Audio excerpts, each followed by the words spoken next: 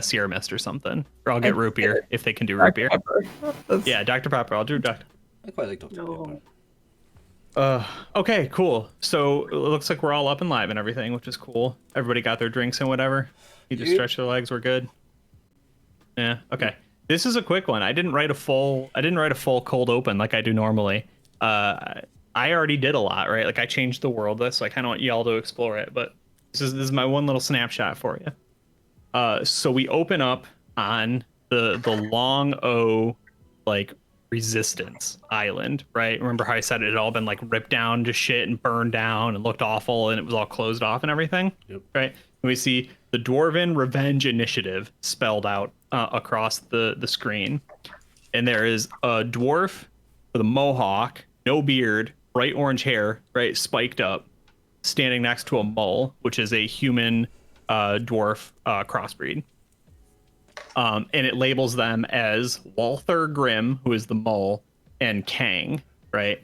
And Kang is a slayer, if you haven't figured that one out. Which I know Oliver has. I can see his reaction. I got a little bit hard, mate, yeah. We see the two of them watching from shore as several Dwarven sea guzzlers, wretched hunks of iron that refuse to sink in open water, are pouring hedgehog-like black spheres into the ocean, right? They're just dumping masses of these things out into the water.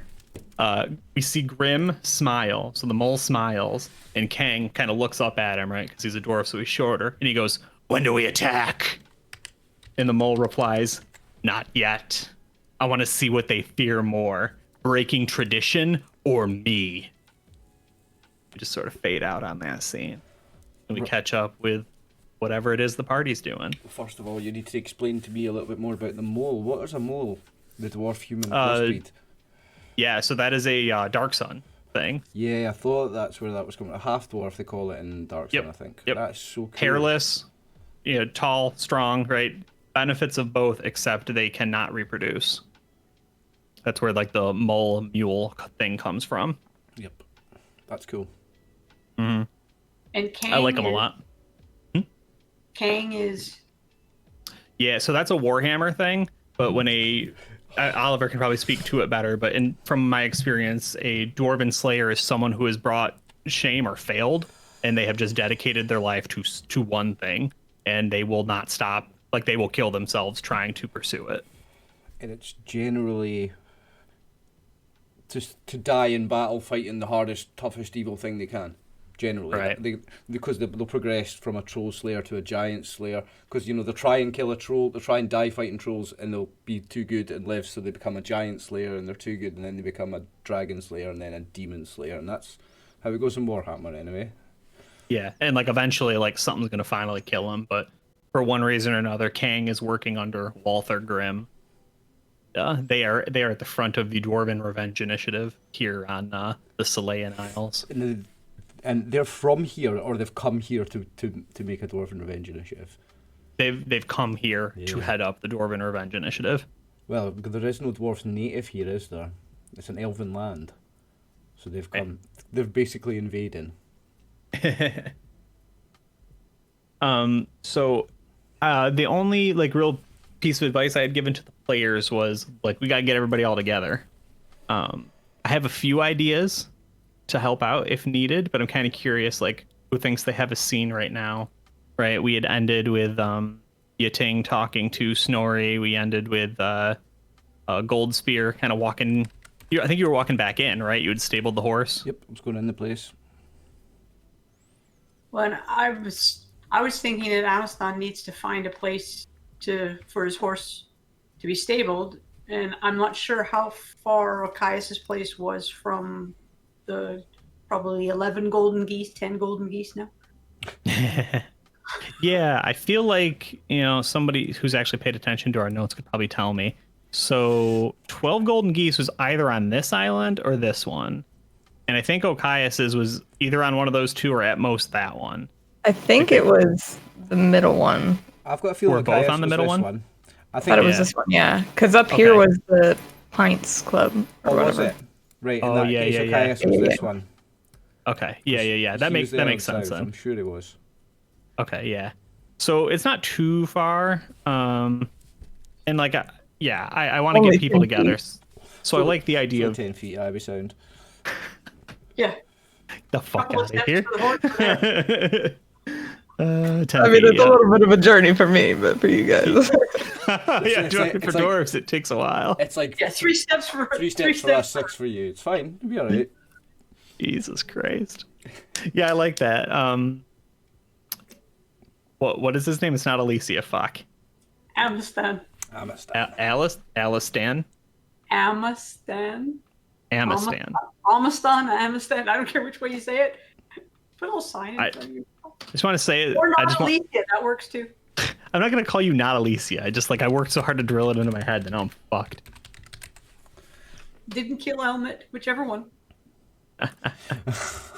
What's Goldspear's first name? It's Cyril. Cyril. Yeah, it's Duke Cyril Goldspear the Fourth. Nice. Sorry. Yeah, absolutely.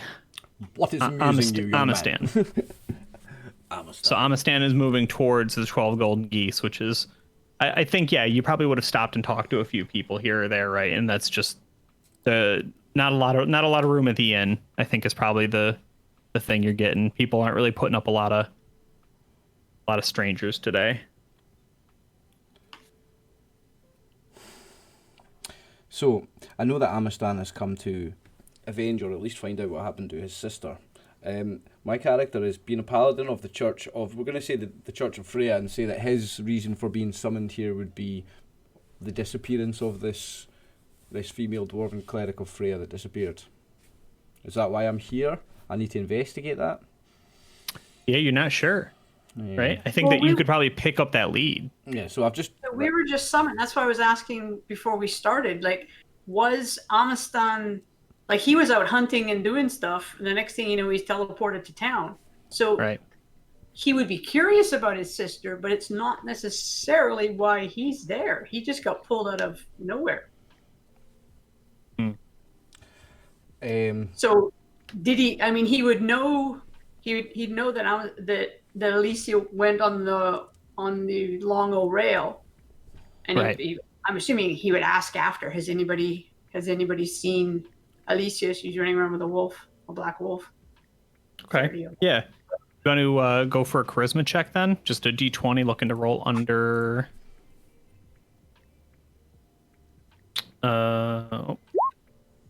Under 9. Okay. Yeah, so I think that you just kind of get a lot of grunts and stares.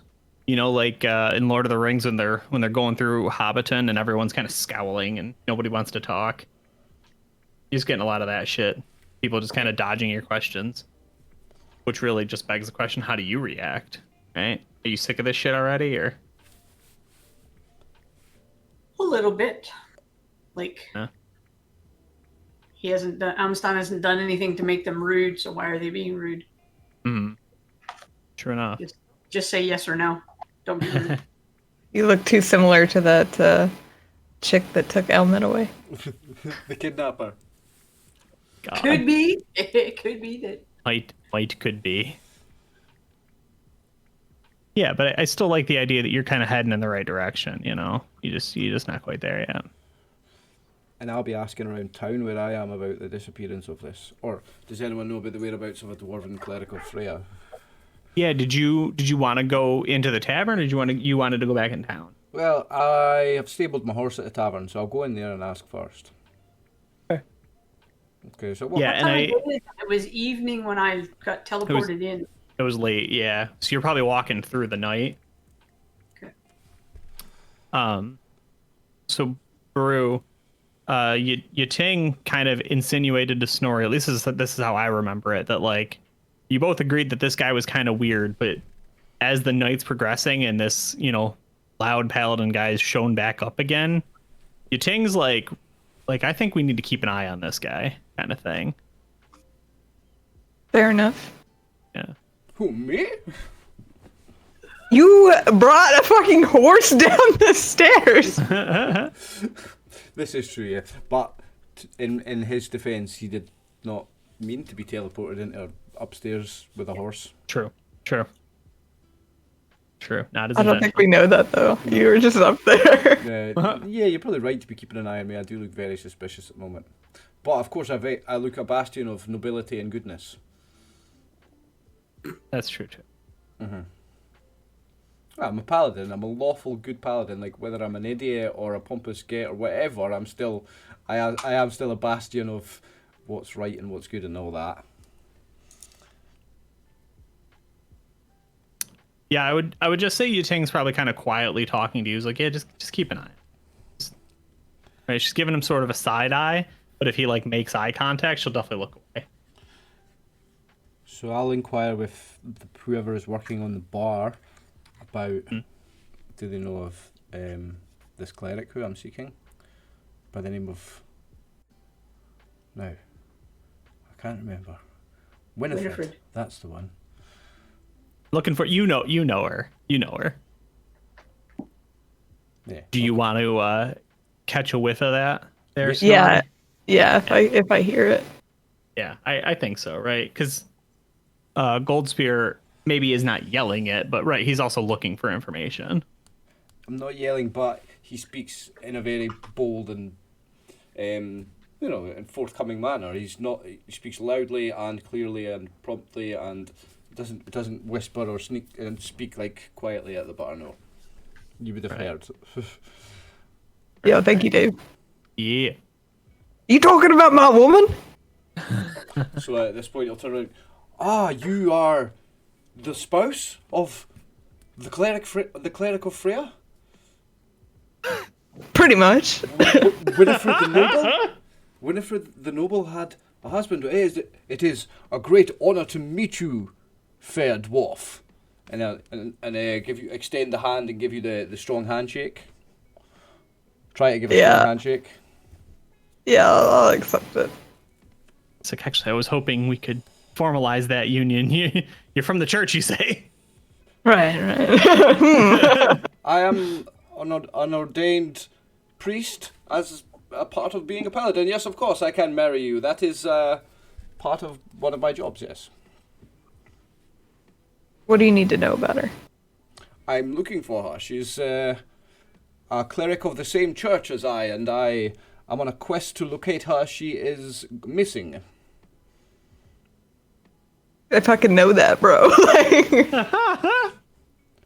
You don't think I know that my woman's missing? Do you have any clue of her whereabouts?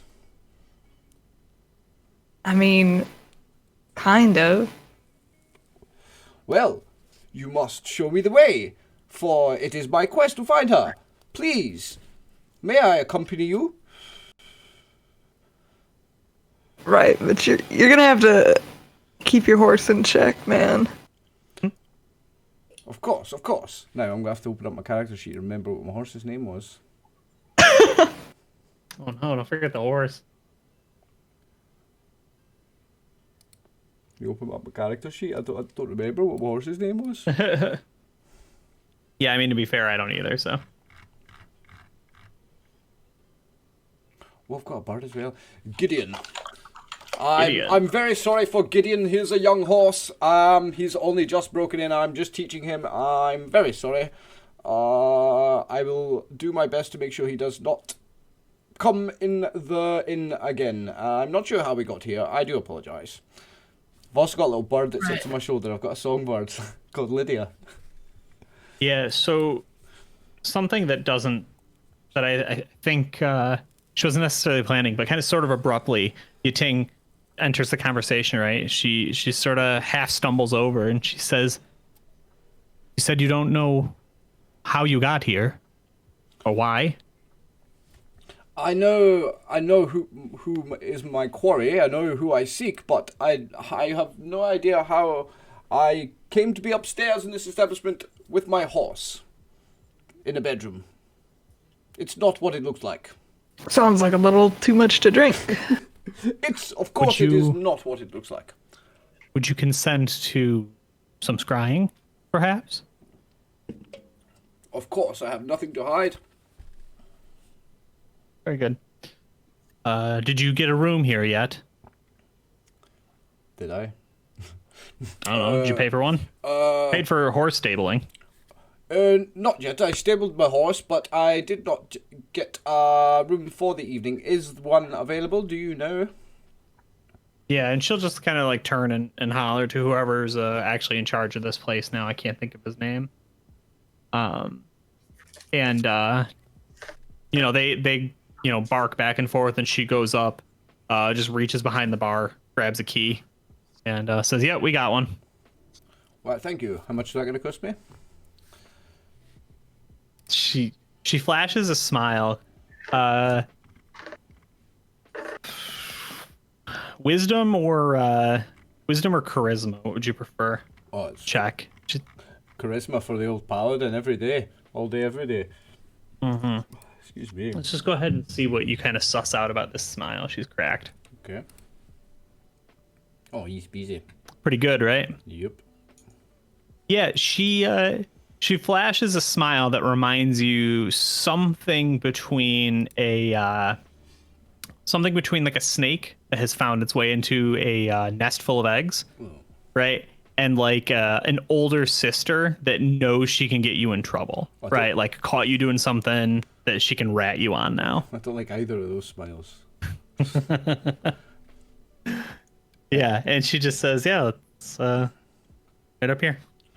Freya's blessings upon you, of course. Yeah, she just keeps moving, but it would be shot in such a way she's walking away from you. She would have been like, "All right, so up in the room."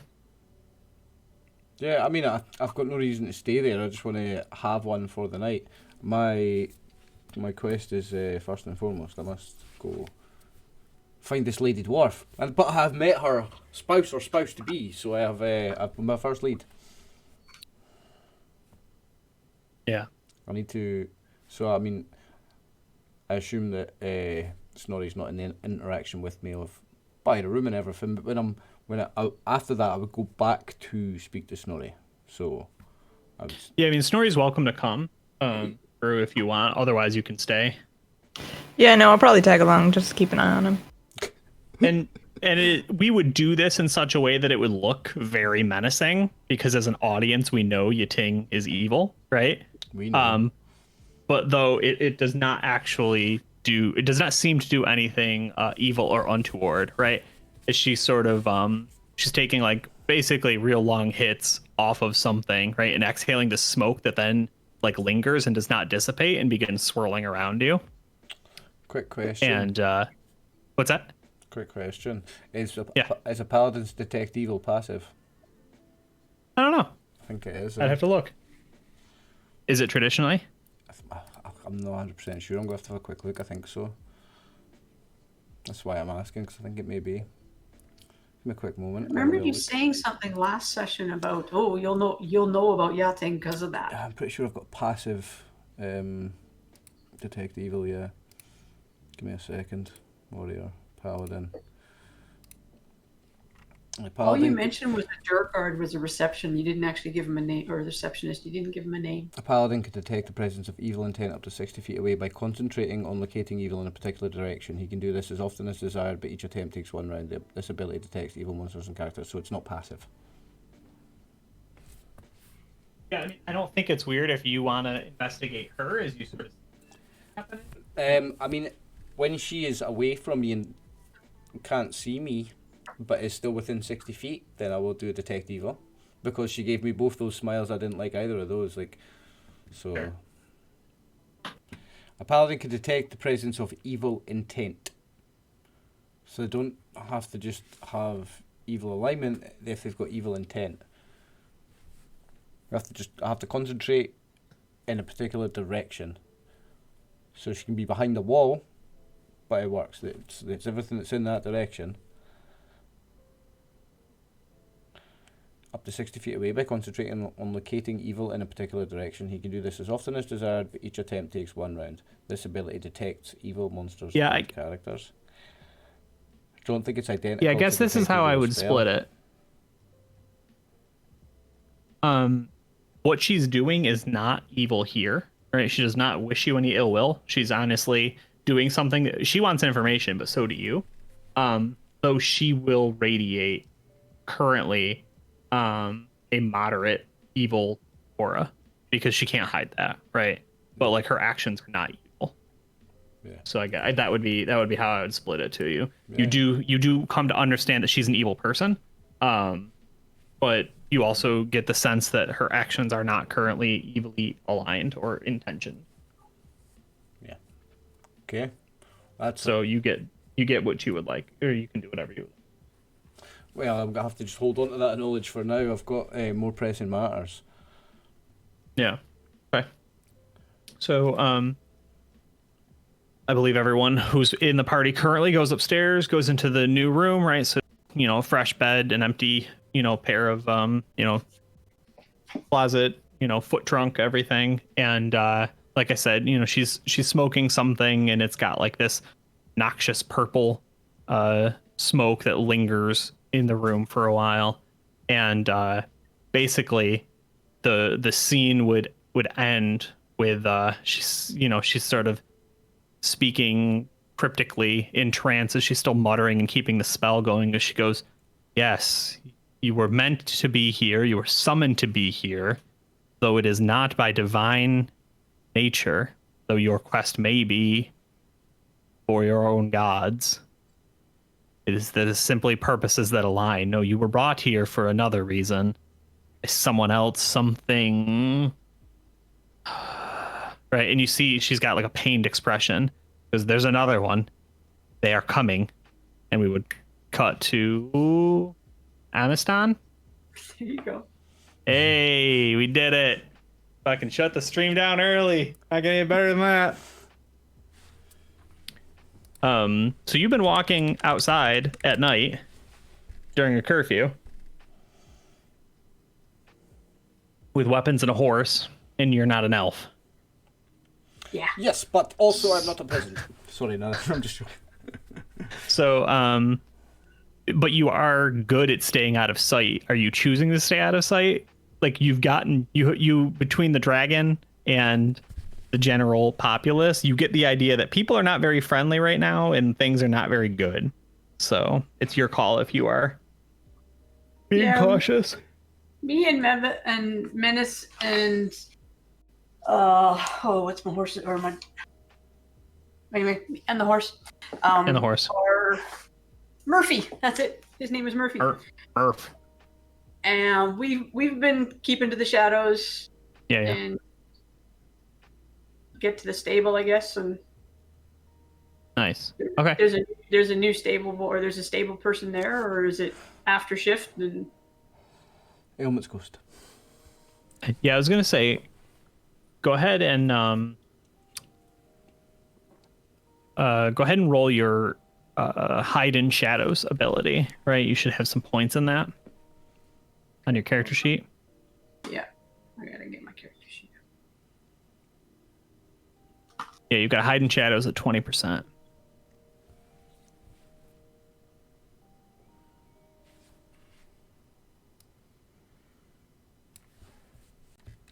I'm wearing my arm. Does it matter? What's the difference between armor and no armor? You sometimes have penalties if you have armor on. Doesn't look like there are any. Okay. I'll just roll that. Oh, so close. I got caught. Oh, I don't get to Yeah. So now we get to roll on the encounter table. Let's see what it is you find. So go ahead and give me a d20, just like that, without the period at front. Nice. Okay. She finds Elmet's corpse. No, he's in the cave. Or what remains of it. What remains? I'm not sure the gator left a lot. It's true. Gators use every part of the helmet. Of the ailment.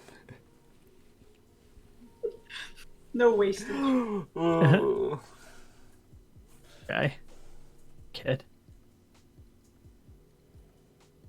Sorry, this thing's taking forever to load. I don't know. What if it's like the an update crippled with- poet? I forgot about the. Oh, The man, dirty he was- beggar and the crippled poet are coming back. Yeah, they were good, man. They were great. Great. and Oliver, can you both give me a D12 as well? Jeez. That's the board, huh? 6. 6 and a 2. What's the D12 signify? The rest of the chart's just only D12s. It signifies me being lazy. Okay. I didn't want to come up with 20 options, so I only did 12. So I have an individual that has shown up. Also, very suddenly, you've noticed that it has started raining, right? We don't even really get much more than like lightning in a distance, but not much thunder, and just this very quick and heavy rain that comes pouring down like in these massive sheets. Honestly, all of your ranger instincts are just like screaming at you to get inside. Like this is not good. Let me in. And yeah, I mean, what do you want to do? Just like get in between like the lee of two buildings, or? Well, how far am I from the Golden Geese stable? This is the encounter that you ran into on your way because you did not succeed your Okay. your check. You have a complication before you arrive. So yeah, you got like a series of houses. You could like duck into some bushes or trees or something. Really your How call. visible, if I'm between the two buildings, how visible is it at each end? I mean, they'd be pretty tight, right? So you could get you, the horse, and the wolf in there, kind of in single file, and unless somebody's looking down that alleyway, they're not going to see you. And it will at least get you out of the rain for a minute. Okay, let's do that. Okay. Then we pray the Please don't strike the buildings with lightning. Would I do that?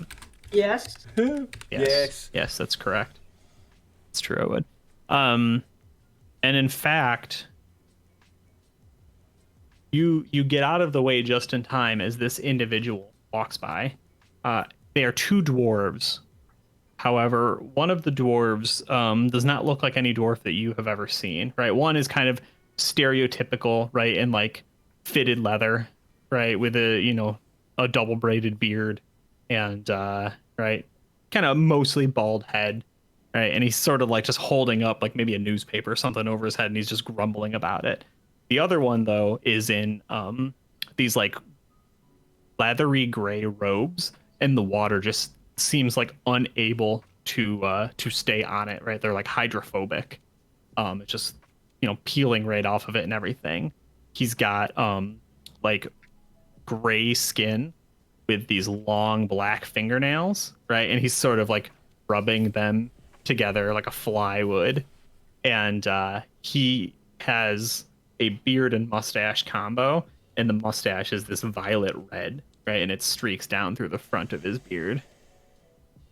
And they're speaking in something not altogether Dwarven, Dwarven, and perhaps deep speech, which I don't know that you speak.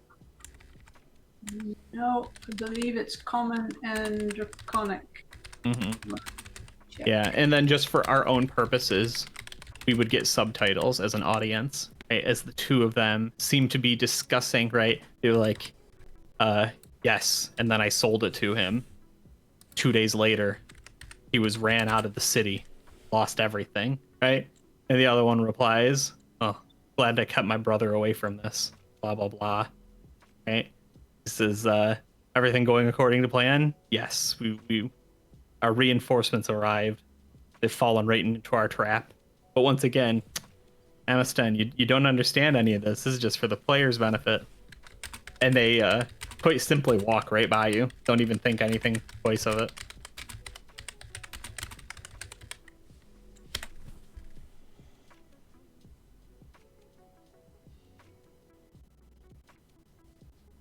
So they've left. Is it safe for me to continue my journey?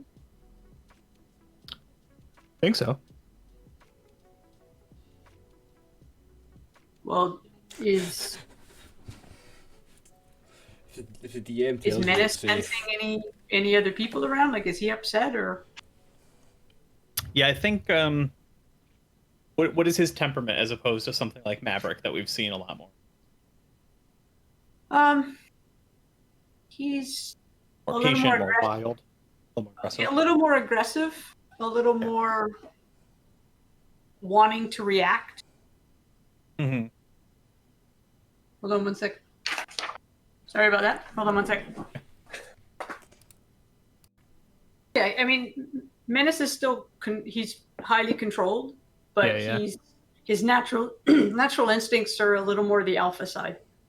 Gotcha. Yeah, I think that as you kind of turn to regard him, right, the feeling that you get from him is like, if we're gonna do it, we need to strike fast, right? Like he's like that's a big enemy that you want to fight quick and not give a chance to hit you, sort of thing.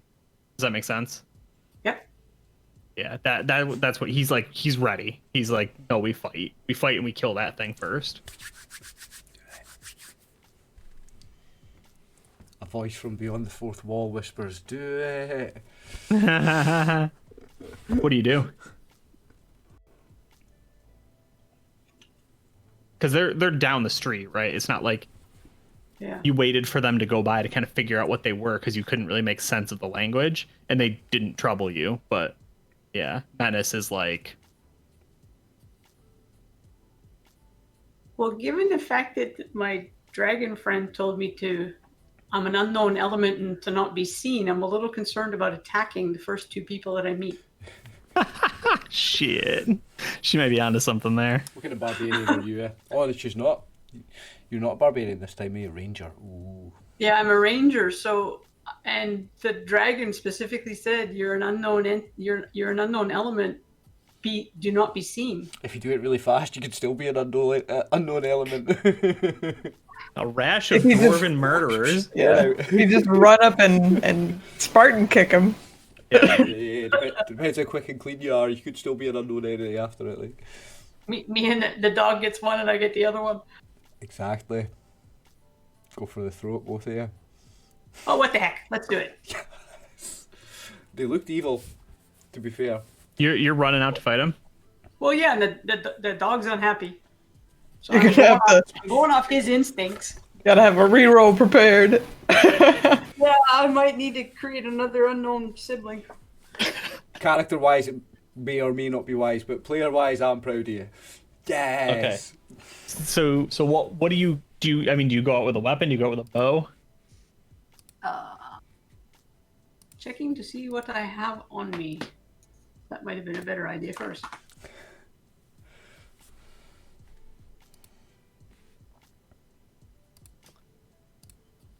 Just want to point out to all of these chats, all of you were terrible influences on Goofin. Just read it. She played nice, peaceful characters, and you egged her on into killing an innocent young boy and two dwarfs in the street. Brew did that. No. Brew said, you know what you gotta do? Helmet. And it was nothing to do with me. I was already recklessly attacking somebody else. I wasn't involved. It was your choice to Spartan kick him, though. Like, oh, that's cool. If you're gonna go, he's gotta get to the gator. Come on.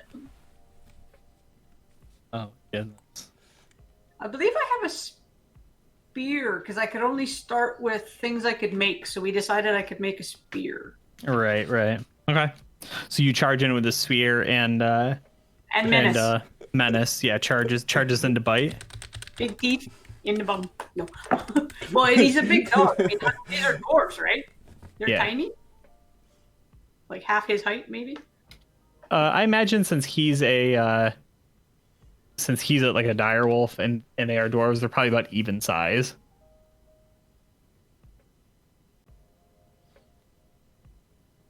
Are you both attacking the same one? Or are you attacking one each? One each. One each. Okay. Which one do you want to attack? I'll go for the one. I don't see anything, so I'll go for the one on the left. He goes for the one on the right. Yes. Good luck, Goof. I'm proud of you. Okay. So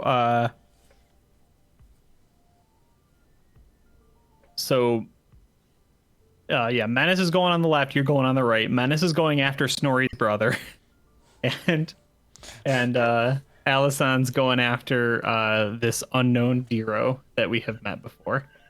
So, Sorry. yeah. You So heard we've Derek's got steal goose. That's so who we've he got is. ACs of 7 for 6 for Snorri and 7 for the unnamed Dero. So what do we got for Thacos here? I don't know what Menace's Thac0 is. But is it actually a direwolf or is it a dog? Who's a direwolf? Oh, okay. Hang on, I'll tell you. Maverick had a 19 Thaco last time. So it would be the same. That's the one thing I hadn't put in. Armor class 6, movement 12, hit dice 2, 2+2, Thaco 1 attack, damage 2d4. Yeah, that's Direwolf has a Thaco 15. yeah, that's a war dog she's got. Direwolf is like a badass. Oh, that's right, because this one's better, huh? Yeah, Direwolf's Because got. she's actually a Beastmaster now. Direwolf's So got armor class 6. they go 15. Ooh. Movement Yeah, that's 12. better than me. And me. Tough fucking animal. Yeah, the actual direwolf is a tough monster. Like, I love that we're starting. Normally, I totally get bummed out at starting at anything other than level 1, but level 3 is kind of nice. Like, we've got a nice couple of items to start with. At the next level, Certainly I more get a full amount. survivable. Yeah. I feel bad for Brew. She rolled the amazing magic item for me and we swapped. I can't even remember what you got from me. I got some jade animals. Oh yeah, jade figurines of animals. Yeah. Don't worry, they're pretty cute. I can't believe Snorri's gonna collect them all. I'm gonna go to all the little 50-cent machines and. you rolled Right. like a really awesome sword. It's just unfortunately like twice the size of you. So okay. which of the two dwarfs is the leathery gray guy with the red and the long nails? That's the Dero. That's the one you're attacking. Oh no, wait. Sorry. That's the one Menace is attacking. Is that Snorri's brother? Oh. Hold on. Let's put this on a map because I know I've forgotten it. Because I'm confused. No, Snorri's brother is the Is it bald one, I think. It's not Just the Yeah. fitted leather beard, the regular looking dwarf. Yeah. So we've got arrived in the time of the Dwarven resistance and you just attacking the first dwarf you see. Yes! That's a fucking spirit. Fuck your resistance. She wants to see if she can die in less than 6 episodes this time. Break the record. truly. Oh. Okay, so we've got I got lots of cousins. Big tribe. Not playing a brother. Wipe out the whole tribe first.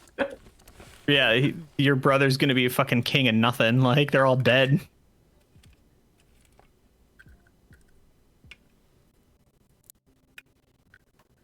You said that Alicia, when we were playing Alicia, you said that her brother was the leader of the tribe. So is that this character now, or is this another brother? Yeah, this is Alicia's younger brother. Oh, right, so this is not the boss brother that's the older brother that's boss of the tribe. This is a younger brother. Cool. He's a good guy. Neither of them liked the big brother. He was a brute, big meanie. Is it power went to his head, or was he already an asshole? It just happened to be the oldest brother and got the power. Power, well, both. He was Bit of both. He was the eldest brother who was a meanie who then got all the power. So he and his thugs are now ruling thugs. 2 hours, isn't it? Well, I can't write. Snorri's bro. And did he get his place at the top of the tribe by like did he have to kill other brothers and stuff, or was he like he was first in line, he was the oldest brother or whatever? He was first in line. Dad died. Yeah, okay. Okay. Well, I've only got one brother and you're about to kill him, so. Yeah. Sorry. All right. So we've got Alistair and ourselves. Snorri may not get along well. Yeah. So, go ahead. Oh, you gotta switch our map. Yeah. Oh shit, my bad. I'm still looking No, you for- good, you good. Just as my pompous asshole character and Snorri made their peace, here comes Fucking murderers. Amistan to kill her brother, his brother. All right, so Amistan, you are fighting Snorri's brother. Snorri's Okay. brother has an AC of 6, so go ahead and click your attack. Your spear. Where do I do that? About halfway down weapons on your character sheet. And then, Oh, there we go. oh wait, Are- your Thac0 says 20. Shouldn't that say 19 now? I think so, yeah, sorry. Are surprise No, attacks 18. a thing in this edition? 18. Mm-hmm. I think so. I think that they're considered. Is it flat? Is it flat-footed? It's surprised. Just surprised. Yeah, if you're surprised, it means you don't get to go in the first round of a combat, basically. Yeah. Well, and because they're dwarves, they don't really have a dex bonus, because that's the other thing they would lose. They just get their armor that they're wearing. First round of combat, anybody that's surprised doesn't act. So do I roll the hit dice? Yeah, you'll roll the little hit there. Good luck.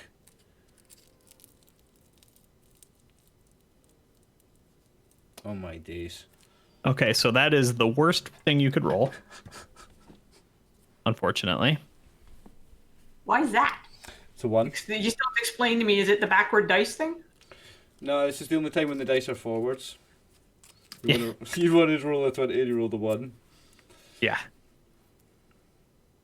If you have, So something about running out into the street around a blind corner in the rain in a new neighborhood, right after you've been teleported across the planet, doesn't sit well with Amistan. And whatever, you can explain it however you would like, but man, you do not strike this guy the way you wanted to. However, you still have a shot here, as Menace swings around, right, and bites the Diro on the shoulder. Yep. Okay, so Menace is a little bit stronger. good luck. What do I roll on that? So he's got the same thing in his character sheet. We gave him a monster one with an AC, the Thac0 of 15. Oh no, it won't let you roll, will it? Yeah, Okay, there's so no go roll. ahead. So go ahead and roll a d20, and he's got an AC of 17. Or no, I'm sorry, he's got an AC of That hits him. 7. Okay, so you hit this time. Yes. So you're gonna do is the damage 2d4 still? Yes. Okay. So I do 2d4? Yeah. Nice. Oh, nice roll. Nice. Oliver, did we decide it was D8s or D10s for monsters HP? It's D8s. For their D8s? Yeah.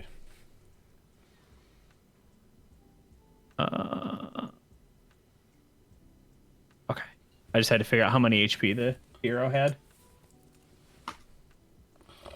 It's not +0. I'm just leaving there to be some mystery. It's a fairly decent roll, though, little bastard. So he has 8 hit points left? He has at least 8 hit points left. I'm not telling you his total. Okay. But as Oliver pointed out, each of you gets to attack again as both Snorri and the Diro. Oh, sorry, not Snorri. As Snorri's brother is Eagle. Both whip around in surprise, right? Okay. So I roll So if you want- another one. So yeah, if you want to go ahead, you can do it again.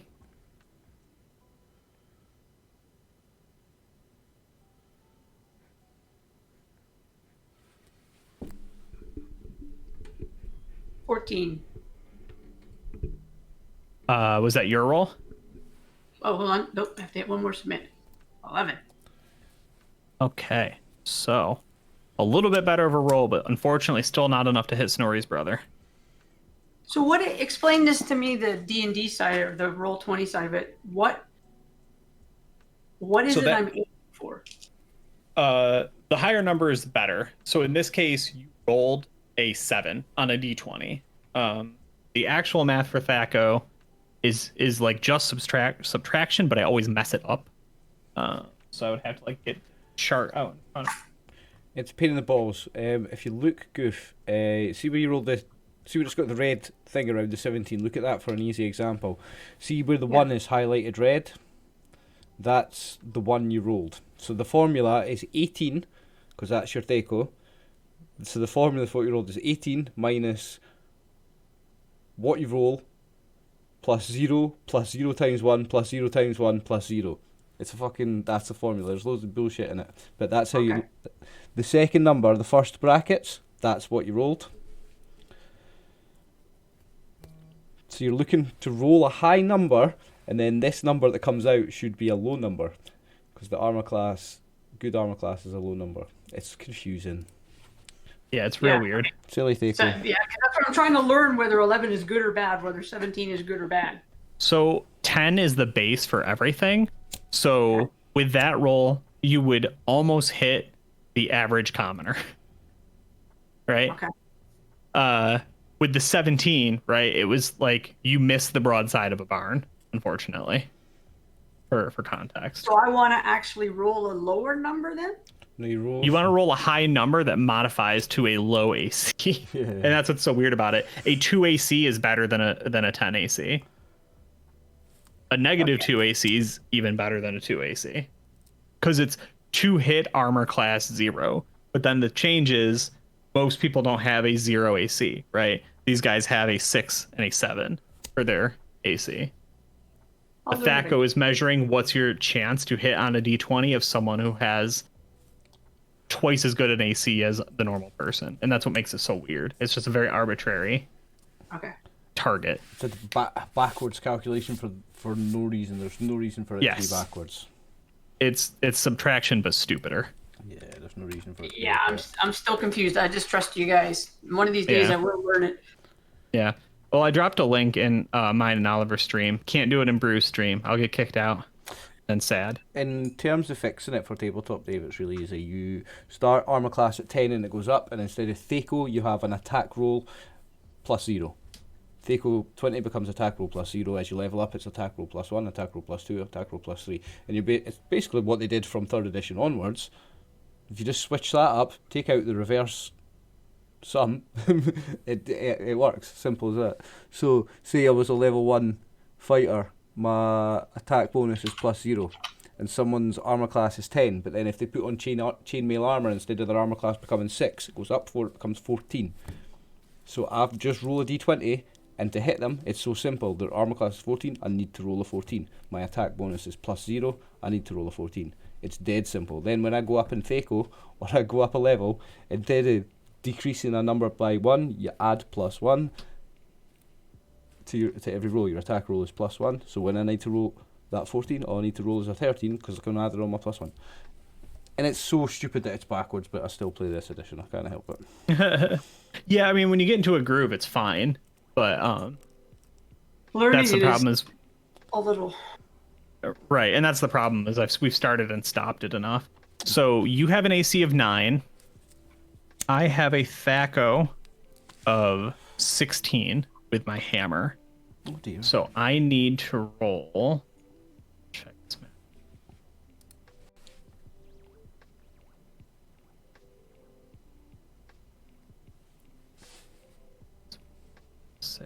So 16 minus 9 is 5. 7.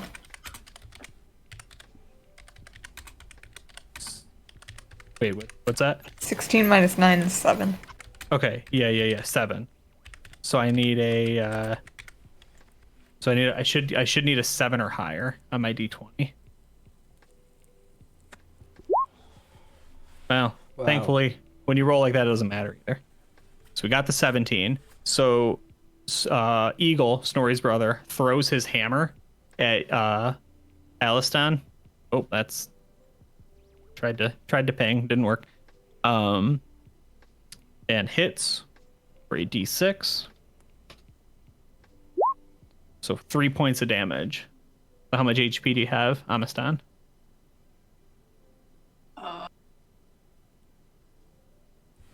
I don't know. Right now it says Thac0 of 18 HP, doesn't say.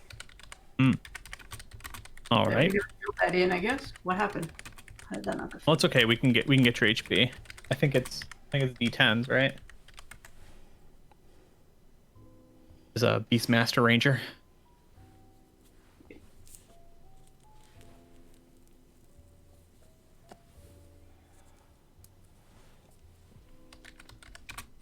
Which book is that from? Do you remember by any chance? Beastmaster Ranger is in the Ranger's Handbook, I think. The complete book of Rangers. So Ranger kit, Okay. list of kits, Beastmaster. Yep. Beastmaster, yep. Does not seem to indicate anything about hit dice, so I would assume it's just normal Ranger, which should be D10, yeah? Mm-hmm. Okay. So go ahead and just roll 3D10. Oof. Okay. And then does she get any bonus for Constitution. Constitution? Oh shit, yeah. Is it 4 per level or 4 total? For her 18. It's 4 per level if she's a fighter. Nice, yeah. That's awesome. Nice. Okay, so 24, right? 24 HP? Okay, there's a slash in here. So what's the slash? It's out of, right? 24 HP out of 24 HP. But you just took 3, so you're 21 out of 24 right now. So 20. Okay, there we go. Thank you. Yeah. I'm scared to look at what my HP is. Don't remember. All right. Now, his friend 14. pulls from under his cloak a dwarven repeating crossbow. Oh. Uh-huh. Does 2 shots per round. No way. He fires it into poor Menace. What book's that from? This one. The Book of Ass Kicking. So how many hit points will Menace have to start with? We got to roll for it. So he gets 2d8 plus 2. Good luck. And he has a 6 AC. Oops, sorry, forgot the plus 2. Oh, Hold on. shit. No, so that Menace... was another plus 2. Well, yeah, you add the 2 to it. Yeah. Oh, I want to roll it properly. There we go. Yeah. Doesn't really help. Yeah, So, 6 hit points? 5. well, 5, because you rolled the 2d8 plus 2. Oh, right, sorry. That's all right. So Thac0. I'm glad you made her use that, Dave, because I would as well. Like. Yeah, it stinks, but yeah, it's still plus 2. You just forgot to put it in, and you still rolled the right dice. You're stuck with it. Okay. You've got to be mean Shit, I already sometimes. did that. I say that, but you were really mean to us last time, so you can be quite nice this time. It's true. I If you was want. mean, but I did also give y'all some really good treasure. you were nice at the start of this, yeah. It feels like a good head start. Like, Wouldn't trade my jade animals for the world. I'm glad to hear it. Okay, so let's make sure I'm mathing this out correctly, because Menace has an AC of 6. Yep. I have a Thac0 of 18. Am I looking for a 12 or higher? Yes. Okay. Okay, so he gets it. Oof. It's 2 attacks. Same thing. Okay, so 1 hit, 1 miss.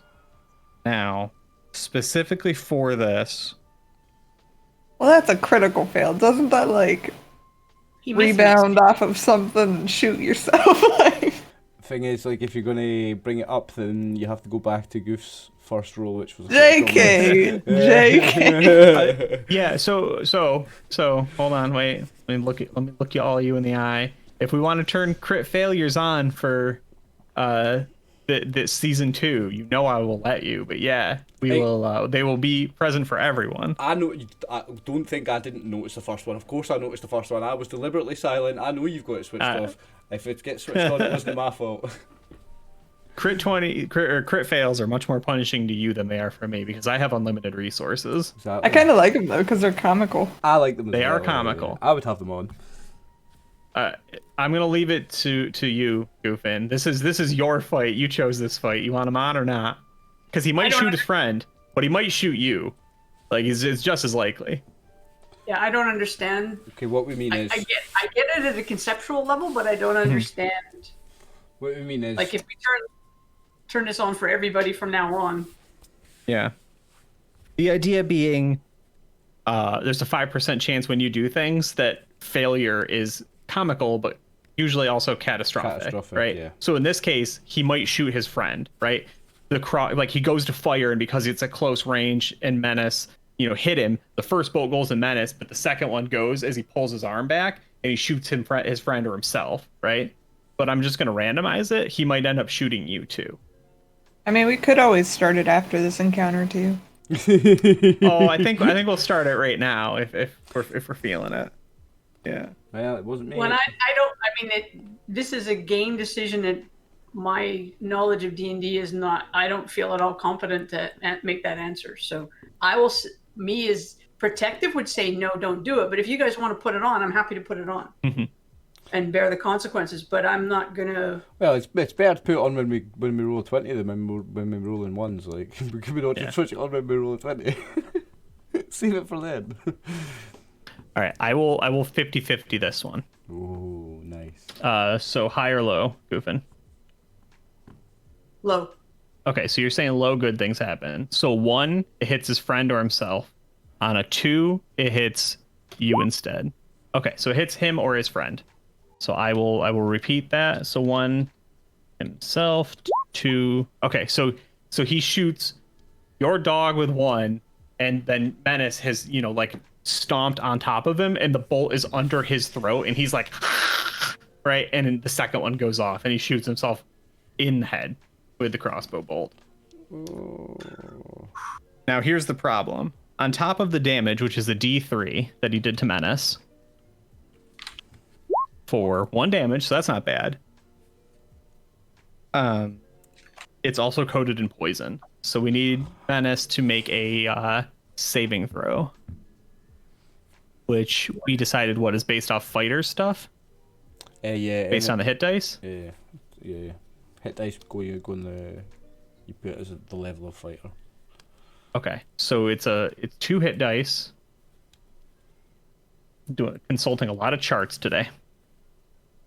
So his hit dice is 2 + 2. So what do I do? We got to look it up. Hold on. So he saves as a level 2 fighter. Yeah. So saving. So what does +2 mean? The +2 doesn't really matter for this. Okay. It's just the 2 hit dice is what matters. So player's handbook. There we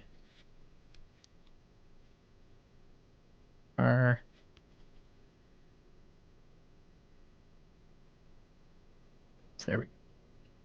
Tables are character saving throws. So a warrior at level 2 has a poison saving throw of 14 or higher, right? Mm-hmm. Okay, so Goofin, go ahead and roll a d20. You're looking for a 14 or higher to avoid taking the poison damage. Yes. Okay, you made it. Nice.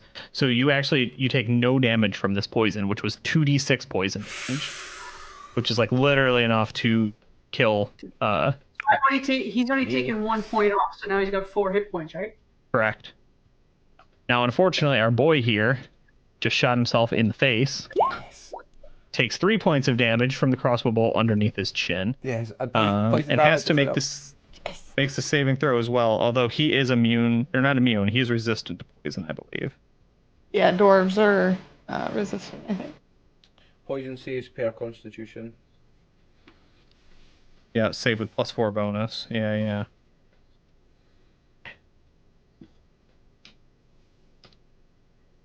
He's got 3 hit dice. 2. I play a lot of different characters, but dwarves have always been my favourite. What's that?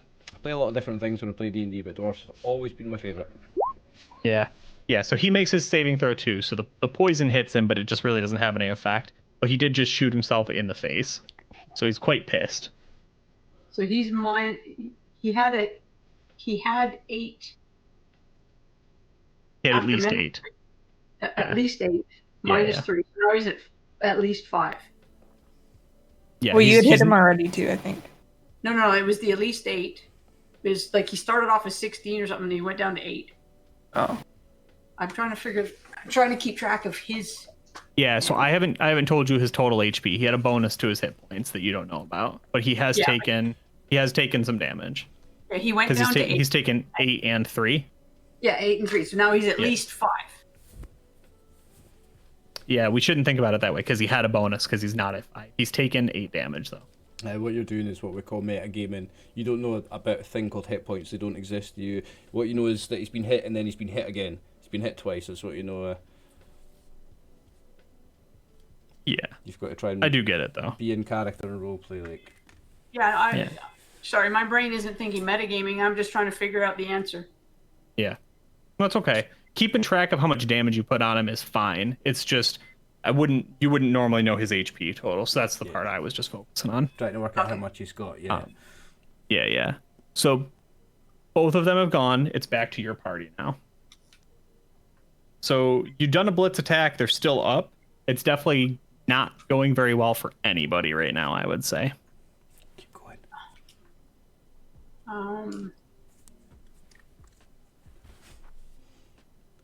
I mean, back off. May as well try it again. Like, Have another go. Please. so what do I roll again? Depending on who you want to attack and attack with, if you're just attacking the spear against Snorri's brother again, you can just click your character sheet. Right down there, about halfway through, under the spear, says Thac0 18. Yeah, I've lost track of how much damage did he take. He hasn't taken anything. You haven't hit him yet.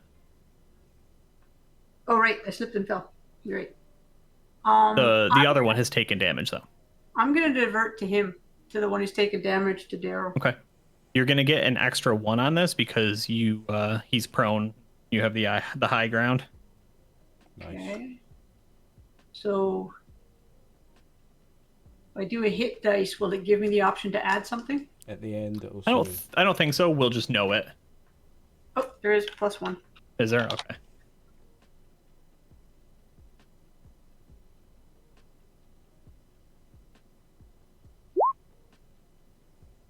All right.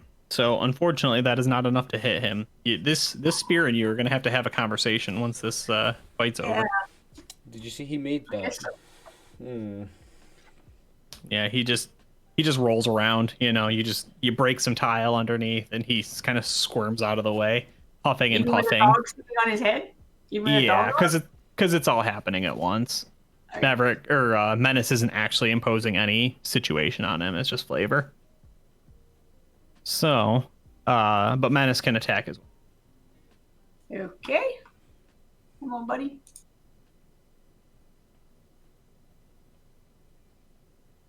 Yeah, so with this one again, you're gonna it's just easier to roll the d20 because we don't have a macro built in. Just roll the d20? Yeah.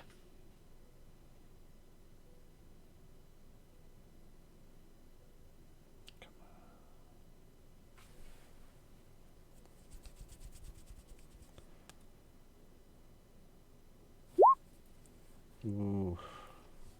That's close. Okay, so he has an AC of 6.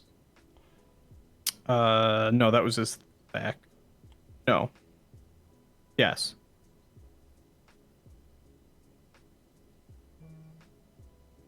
Wrong. Shit. Yeah, 6. So 6 minus Maverick's Thac0 should have been a 9 or higher, which is enough to hit. So go ahead and do the 2d4.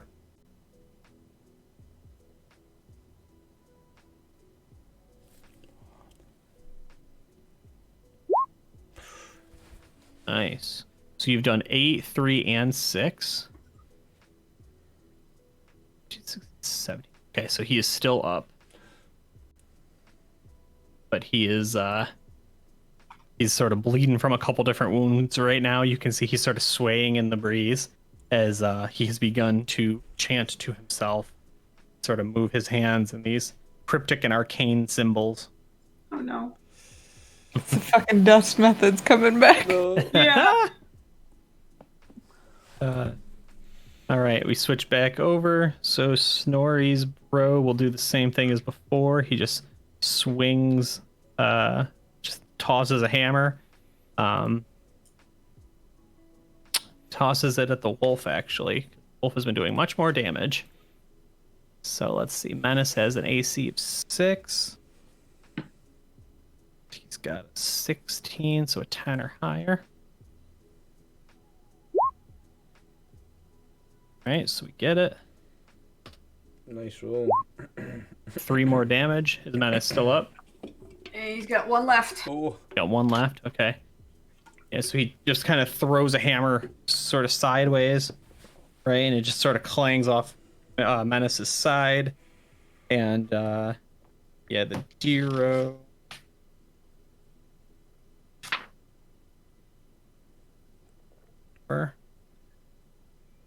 So Diro's had 17 damage taken so far? I believe that's correct. It was 8, I think 8, 6, and 3. Yeah, okay, 17.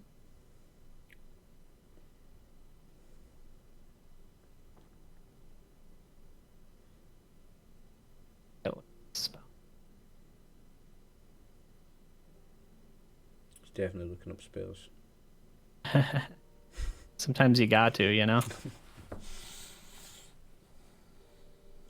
I try and have 5 or 6 prepared before it, and then use a different 5 or 6 when it happens. It seems to be how it goes. Yeah, like, oh yeah, this guy's going to cast that, and he's going to cast, and then he doesn't. He does something totally different. You just have to look for them anyway.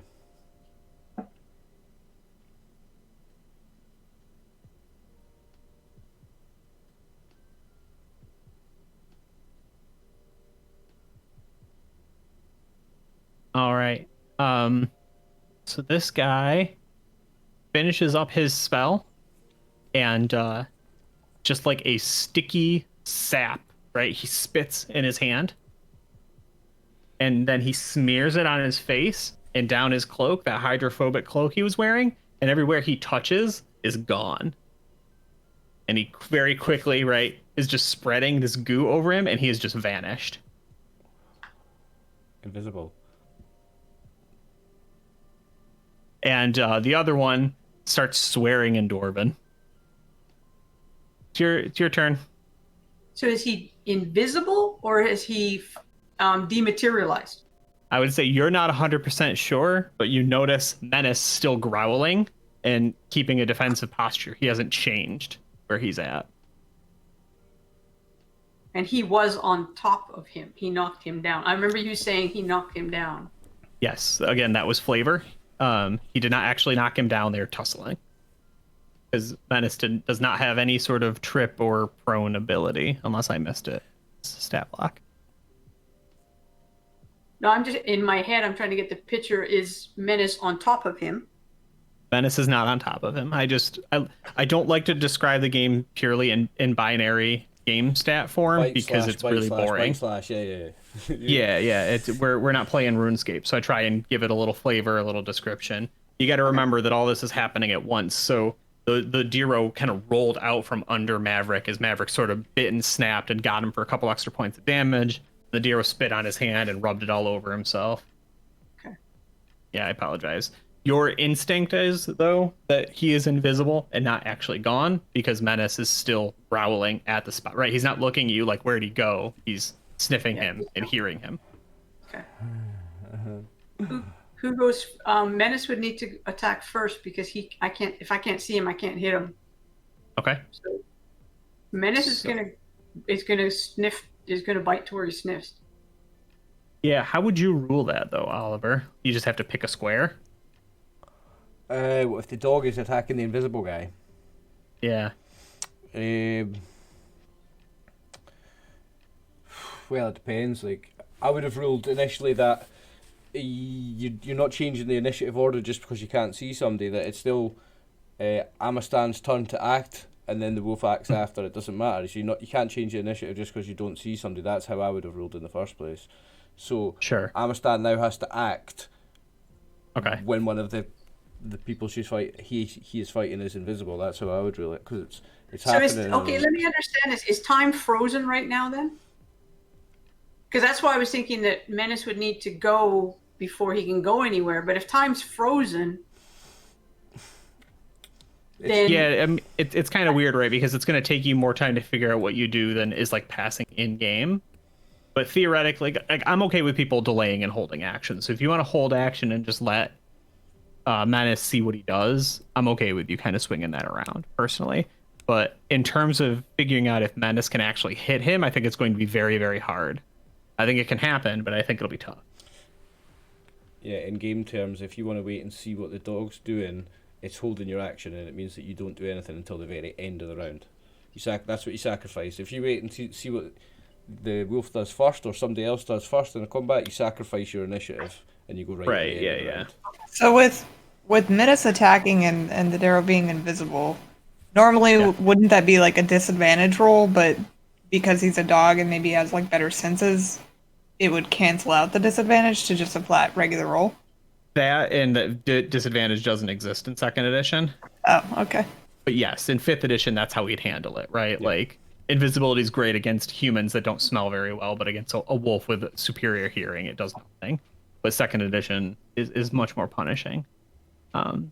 So yeah, I think I know the Darrow's new AC, and we will treat it like that. So do you want him to attack Goofin? well,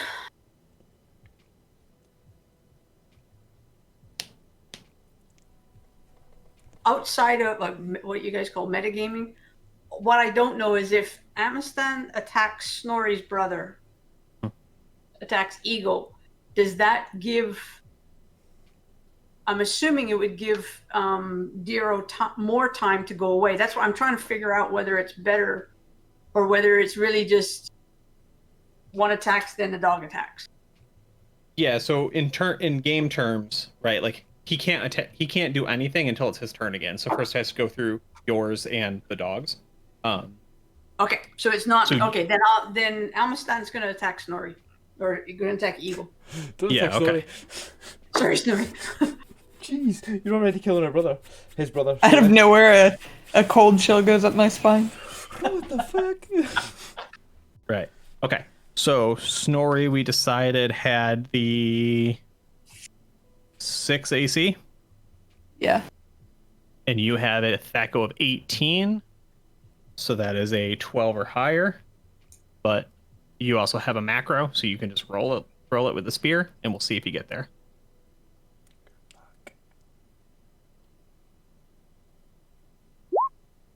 Nice. Yeah. So you got it exactly that time.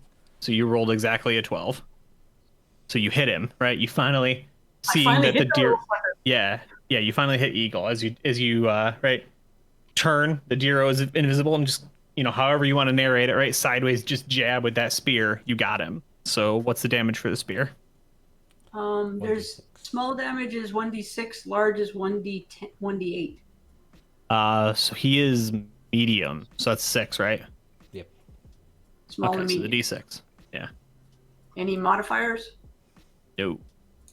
Well, wait. Oh, sorry. Nice roll. I don't think so, right? Nice roll. Anything? Isn't that a critical boo-boo? No, it's just max damage. That's nice though. Very nice. All right, so Eagle takes 6. Yes. His HP.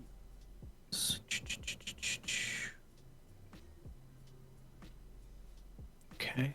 My brother's senses are tingling. Battle. I'm just trying to understand. This is like my third battle. Oh, you're good. Your character right now is having these unexplained pains, like. I know. I'm like, oh, my brother. Somebody's got a voodoo doll, and they're just going twisting it, and you're like, what? Getting like a breathing cramp and shit. Yeah. You're like, And that's something, hopefully we get to this point, right, Brew? In my headcanon, the two of them are not necessarily like great friends, right? I think that they have had good times, they've had bad times. And where I left off with them, right, is Eagle. Eagle and Snorri got here, they did the job, they sold some money, and Eagle's like, right, fuck off, I got shit I'm doing. And it's your call if that's like, oh, he's just joshing with me, or if you're like, fuck you. like I have very little backstory for them other than like some of their war exploits together. I'm just So, trying hey, to give Goof a hard time. Oh no, for sure, for sure. I mean, even if you hate your brother, if somebody tries to kill him, that usually is a problem. Yeah, I can just But- see this. Goof, killer of Helmet, killer of Snorri's brother, killer of this, killer of that. Killer of all Yes. families. Like, First time player kills everybody. family slayer. Widow slash orphan So- maker. So it's Menace's turn to attack. I know the Dero's new AC. Are you going to try and attack, or are you just going to double down attacking Eagle?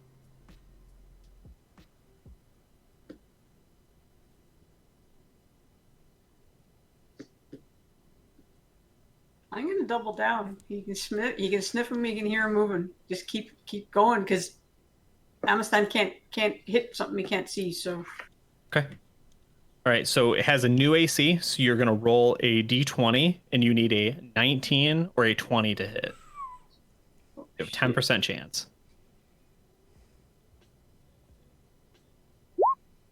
Oh, Damn. close. So it's close, right? Like, Menace knows where he's looking, but man, he didn't realize how much he relied on his sight to attack. As he jumps and snaps, and we would see like through the the ethereal realm or something, right? Infrared vision, right? We see the deer sort of jump by and dodge that attack. no. So on their turn, Yeah. the Oh, I invisible one flees, right? That's just, he's gone. He's gone. That's all he does. Okay. I will say, if you want, you can make one more attack with Menace, right? He's not being cautious about his fleeing, but it's the same thing, right? You need a 19 or a 20. Why do I get a second chance? Just Attack of outside of the opportunity. game. So if you and I are fighting, and I just Okay. turn around and try and run away from you, you're gonna try and smack me before I leave. If you and I are fighting and I cautiously wait for you to take a swing, I duck it and then I evacuate as part of that, right? I've been more cautious, but he's not being cautious. He's like, I'm invisible, they can't see me, I'm gonna flee. So he's not being very cautious with his escape. Okay, so if I can't use this on Snorri's brother, it's just going after him. There's Correct. no downside to trying it. is what I'm Correct. trying to And it's figure out. and it's just for the dog. Yeah. Unlucky. Same thing again, right? Very Like close again. yeah. I tried. You got a good fighter there. You should feel very proud of your dog. And then again, right, we would get subtitles from Eagle here. He's like, "You fucking coward! You're fleeing from this filth, this Yes. knifeman." You're just swearing. Cut his dirty And he will. What's that? mouth. I'm just whispering through the fourth wall. Cut his dirty mouth off. Oh yeah. He pulls Cheerleader? out. Yeah, he pulls out like it looks like a javelin, but it's got a hook at the very end of it, right? He just kind of grabs it from his side underneath, like his leather armor, and he goes for like your ankle there, Aniston. So Okay. you have an AC of 9. you have an AC of 9. He has a Thac0 of 16. 7. Yeah. I think it's the same as it was last time. Oh man, these guys cannot catch a break, right? So he goes and you do that cool thing, right, where you just like stomp right through, right? Like he goes for your leg to try and hook it and you just snap his weapon off, right? And he just like looks at he's thrown both his hammers at you and the dog. You just broke his little, what the hell is that Man called? catcher. Bill hook? Yeah, man catch, right? Something like that. And he's just looking, and he just, he spits very similar to the Dero does, but no magic to it. He just spits on the ground and puts up his fists, and he looks at you. Nice. Your turn. Okay.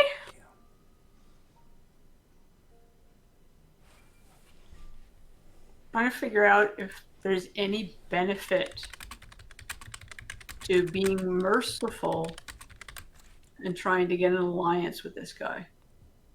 but seems to be a bad. I'm trying to think outside the box. No, thank you. I'm trying to think of. Ignore me, I'm breaking fuck out the fourth wall. Ignore me.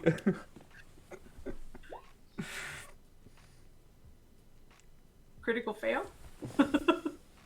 You attacking? Yeah. Okay. Snorri says do it. Kill that brother of mine. Okay, so what I'm attacking again. I mean, I heard he was sniffing around Winifred, so what kind of brother, you know what I mean? You're not going to be that sad if he dies. All right, so C is okay. So unfortunately, that is not enough. But we'll go ahead and do the same thing again for Menace. Oh man. Got AC of 7, a 15, so 7 or higher on a d20 for Menace. Oof. Yeah, so he's just kind of blocking. What's that? I'm having a bad day. Yeah, he's just blocking and ducking and everything. He's like, I ain't giving you any fucking money, you damn thief. Fucking worth it. He's saying this in common too, by the way. Now he's chosen to insult you. And he just throws a wild haymaker out.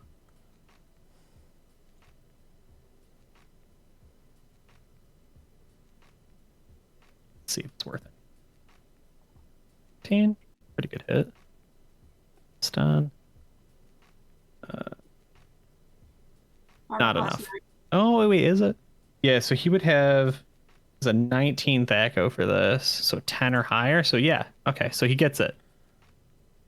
So he gets 4 points or 1 damage? He does 1 point of damage to you. He just pow. Okay, I'm down Pops to you right in the side of the head. Yeah. Whatever. You insulted me, I'm mad. I'll finish him. So whose turn now? Mine? Yeah, yours and the dog.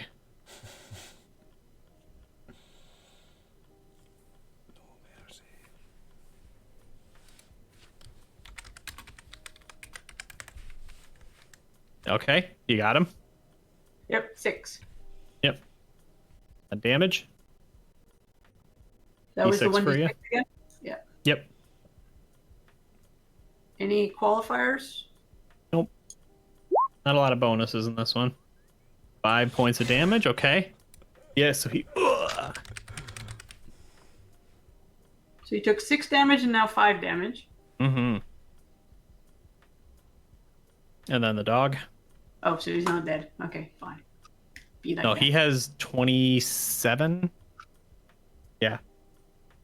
Oh wow, we got ways to go. Okay. He's beefy. Mm-hmm. Pardon? Sorry, I didn't miss that. I said he's beefy. All right, and we got Menace.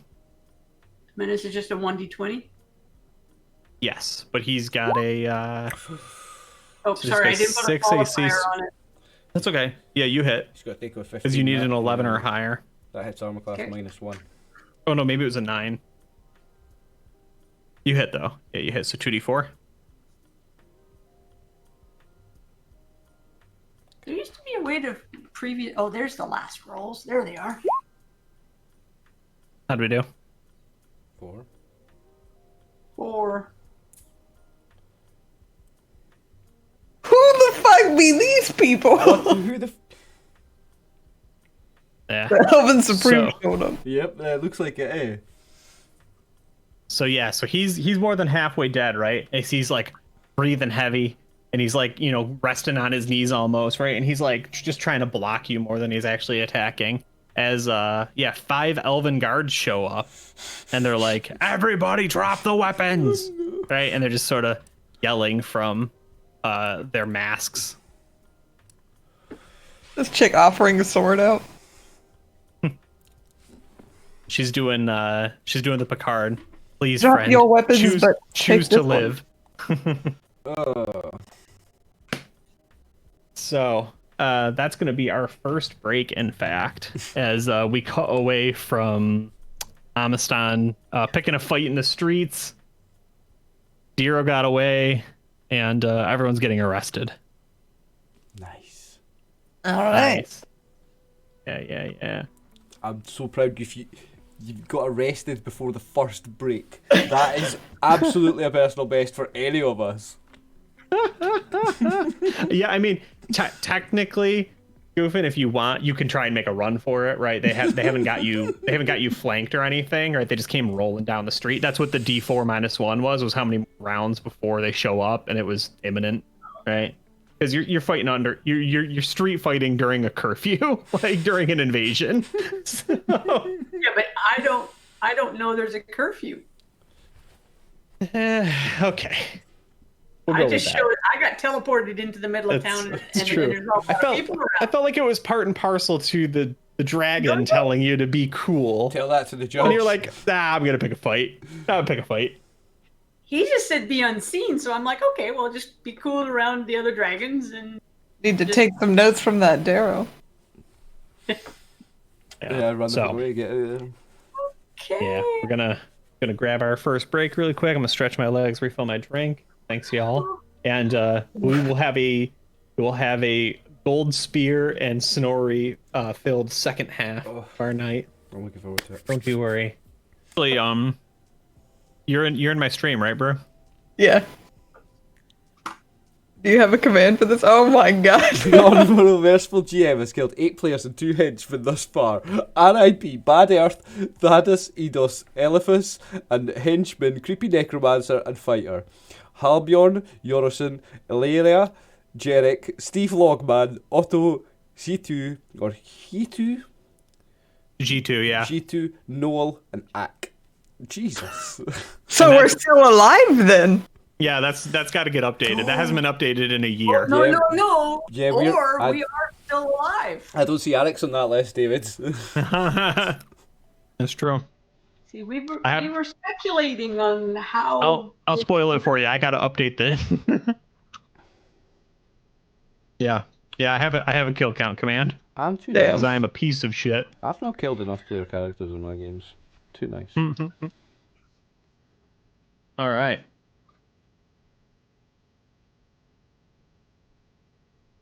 So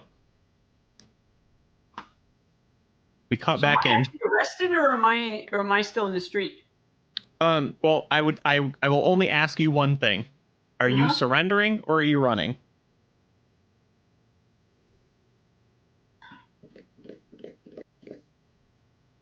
Or I guess the secret third option, are you looking to the dwarf to see what the dwarf's doing?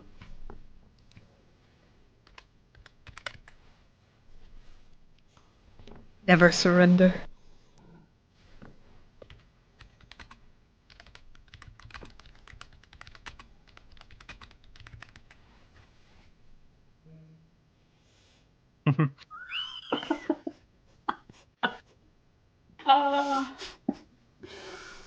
Okay, let's do it. You're teaching her the worst habits. Pardon? Oliver's teaching you the worst habits. I'm gonna hop on Murphy, and me and Menace and Murphy are hightailing her for the bush. Yes. Right. Well, we'll see how that goes later then. We pan away from that. So proud. As you run, as does the dwarf, incidentally. So proud. Everybody just scatters. And the elves are like, shit! And arrows go flying in every direction, right? Cops, run! Yeah, pretty much. Cops run. So we cut back. Everyone is inside the Gold Spear's room as Yating is finishing up a spell. And she says, yes, it's very clear. I cannot name them yet, but I can feel a pull. There is something that ties your fate with another. And you identify yourself as a paladin, right? Yes. Proudly. There's something that ties your fate to another, Sir Paladin. There are reasons within reasons. There are wheels within wheels. Your true purpose here, well, beyond what you wish, has not been revealed to us yet. My true purpose here. My true purpose here is not to be determined by you or even by myself, but by the fates themselves. I am a bastion of good and will fight what is evil, and my fate will be what fate makes my fate be. This is worst speech ever, nods. but he's, She nods. he believes that his fate is to be conduit of good. Yeah. Conduit of the force of good. He doesn't believe that he's fated to be anywhere by someone else or by any other power or even by the gods that he worships. Really, not even the gods that he worships. No, he is fated. Although he worships a god and prays to a god, and obviously like sub prays to other important gods that are good, his moral alignment, his purpose, everything is about the good evil axis and about good destroying evil. That's again me playing another really stereotypy character, but that's what he's all about. That's even more important than the god that he is ordained to. Okay. Very interesting. Good to know. That's what I want to do. She nods. Yeah, she nods and says, well, you may not be happy about it, but you are here. And you may have a purpose here, but I think someone else has a purpose for you. It will be interesting to see what you do when it comes time to confront them. Well, if And she smiles. Oh. Well, if I am here, then that means there is evil to smite, so... And then he looks at her and says, unless you want to show me to it, then you must let me get on with looking for that evil that needs to be smited. And then he smiles at her. Yeah. She just kind of, oh, I wouldn't have the foggiest. Our stay here, she gestures towards Snorri. Our stay here has been quite pleasant. The new management, I thought were going to be... I was a little worried at first, but things have worked out. Have they not, Snorri? Ah, yes, they're going quite well, I'd say. And Yating has not a evil bone in her body. She says, perhaps a little bit scandalous, though. The gift I have been given. See, That's her stomach. my character wants to beg to differ, but he's going to have to do it secretly in his own head with himself. She definitely does have evil bones in her body, but I can't say that out loud at this moment. Sure.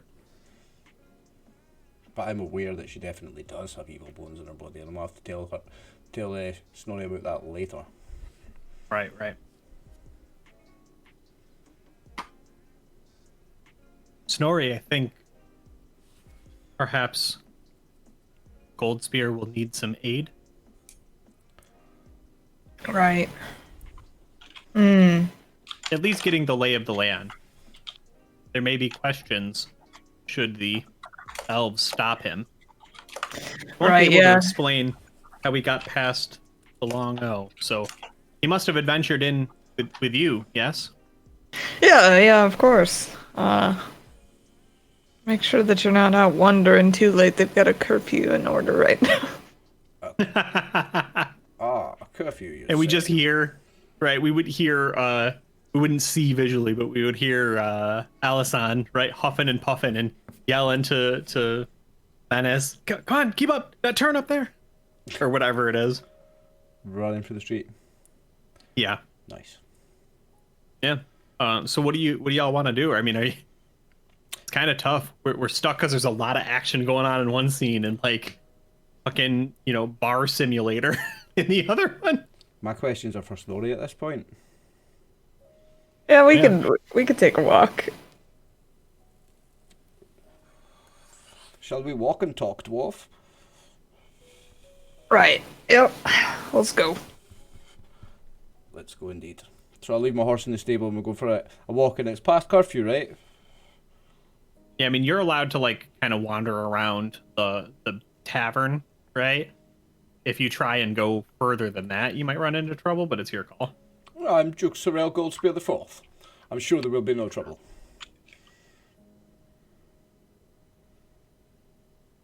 I don't know how far that name is gonna get you.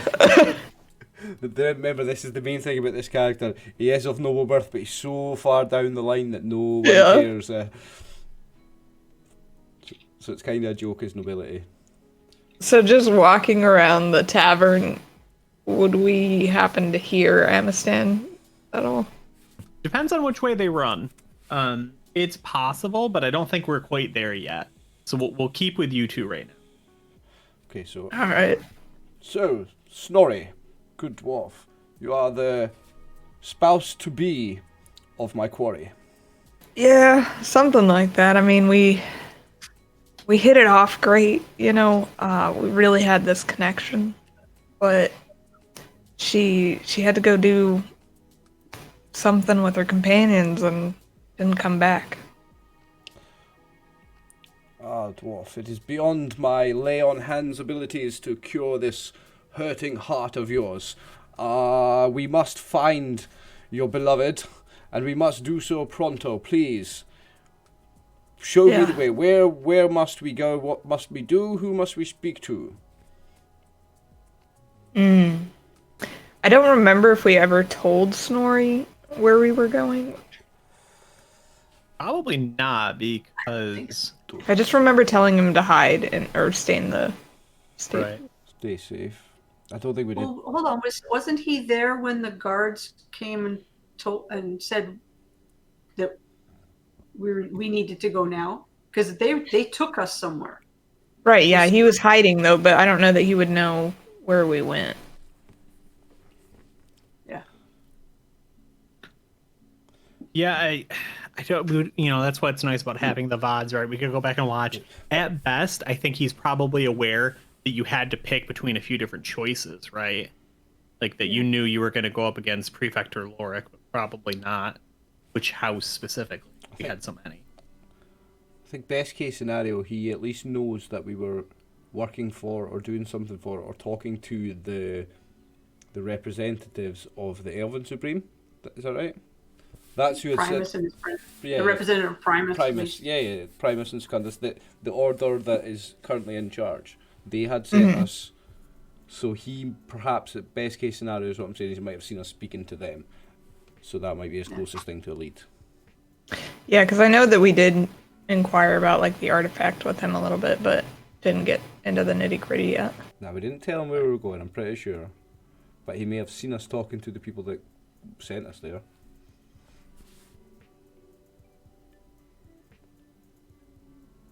Right, well, there's a couple of places they could have gone.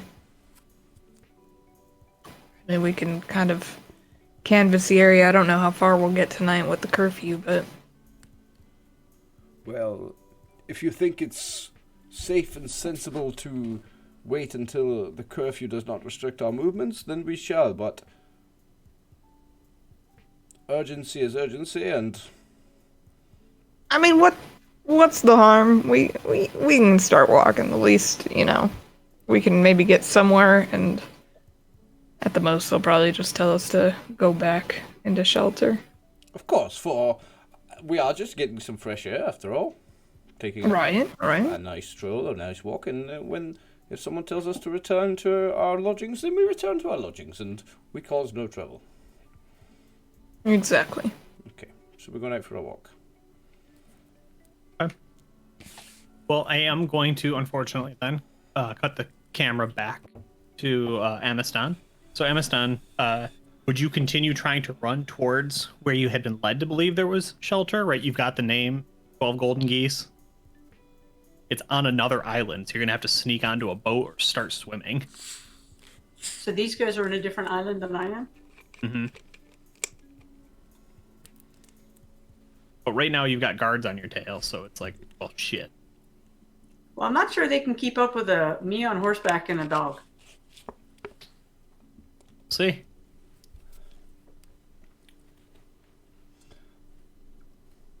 There's only one way to find out.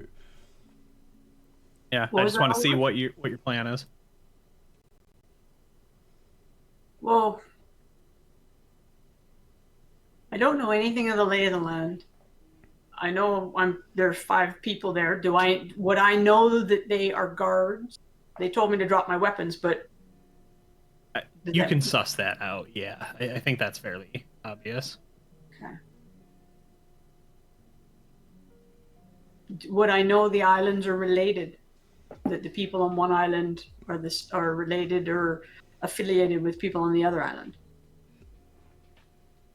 I don't think so. I don't think you know much of anything about this place, right? Okay. Then I'm going to keep going towards the second island. Mhm. How far are the islands apart? Dogs can swim, horses can swim. I have swimming. Yeah, you can swim it. You just might not necessarily want to. Yeah, no, I Okay. know. There's So probably the alligator's friend in there. yeah, so we're gonna go into an extended test. We're gonna put up 3 clocks. So here are 3 clocks.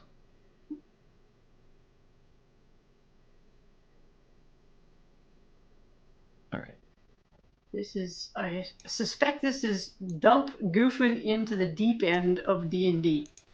Well, clocks are not a thing that exist in D&D at all. I just find them to be very useful. Because it's just a really good way to visualize what's going on. Right? Okay, so we have 32. We have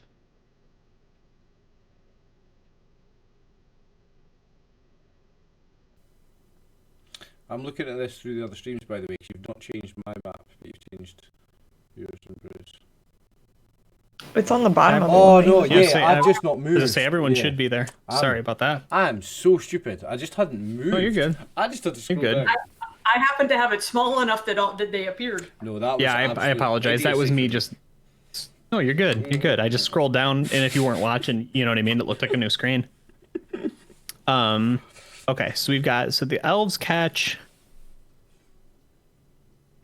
someone. Okay, so elves catch someone. And I apologize. Yeah, because it just says goofing.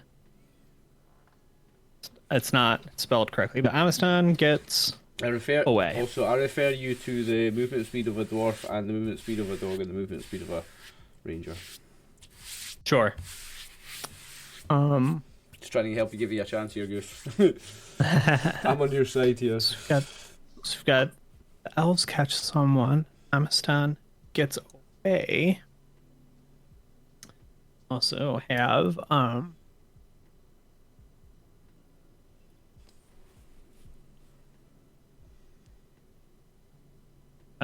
they know who you are. So the danger here is you might get away, but they might know who you are, right? They might be able to still come down and track you. You might get away, so the only person they can catch is Eagle. Right? That'd be the best of the worlds for you. And we are just going to go back and forth and roll a couple different roll a couple dice and use a couple skills, and we'll see what happens. Okay. So you're looking to fill 3 before I fill 4. If you fail, you are leaving behind clues that let them kind of be able to track you, right? Starting with a human-ish, about X tall, accompanied by a wolf and a horse, right? And then a footprint, you know what I mean? Someone who bumped into you coming out of a tavern drunk but got a good look at your face and will tell the cops, you know what I mean? Shit like that. So you are active in this one. They are responding to you, so you get to start us off. So how would you like to get away? Well, I've gotten on Murphy. Mhm. I'm on horseback. Okay. So we're like, you mean where on the map am I going, or No, like I don't just know where the cities are. yeah, just like, so narratively, is the thing here like you're really good on horseback? Is this you're really good at staying out of sight? Is this just like you're gonna apologize to Murphy and be like, we got to go fast? Yeah, right. Like what's the trick? What's the tech? Murphy's my hunting horse. Mhm. So we're used to running and he's used to being taking silent cues, which horses do anyway. Okay. And so I'm aiming towards I don't know, but I'm assuming there's wooded areas. Like I'm aiming towards cover. Yeah, there's definitely some. And Menace is going to just be following us because that's what we do when we go hunting. Okay. So we're whichever direction the quickest, densest cover is. Nice. Okay. The hunter part of me is going to go that way. So I think that this is either. I see you have a hunting non-weapon proficiency. You also have your hide and shadow skill. So I will let you pick one or the other.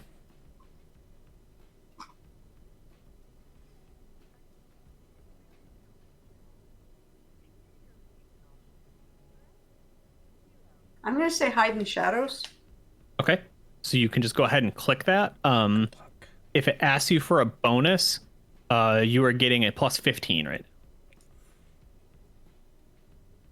And if it doesn't, we will just modify it. Okay, I click on it. Come on. Don't think Oh, we there we see go. this. I think this goes to DM only, so this won't show up in Roll20 for me and you, I think. But... Oh, but we'll say it out loud. 15. Yep. Because it's dark.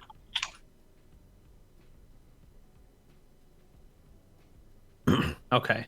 So unfortunately, while there is, excuse me, some, some cover, it's still very manicured and manufactured and just overall not great for hiding, right? So Okay. as you try and cut your way through it, it's more aesthetically pleasing than actual thick woods, and you just can't find anything to sort of like hunker down for a minute. You just keep spilling over into these small gardens and these little ponds and little bridges and shit. And like, again, there's a curfew, so there's not a ton of people, but there's still some people. And worse than that is you're the only one on the street being loud, and there's a lot of guards.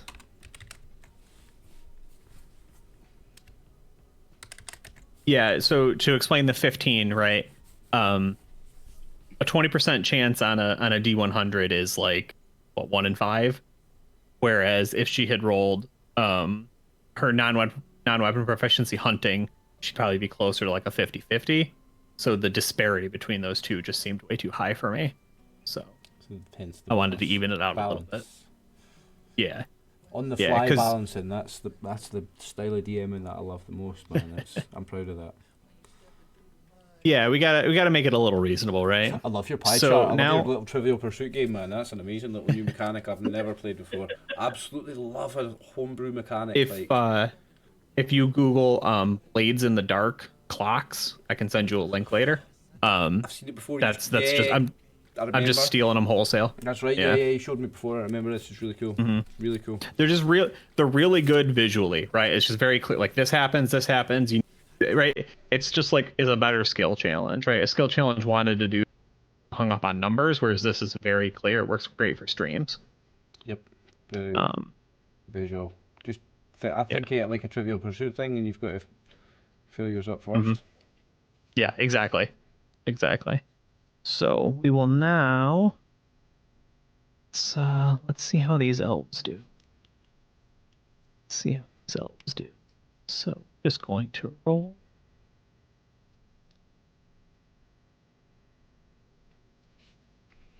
Take a pick.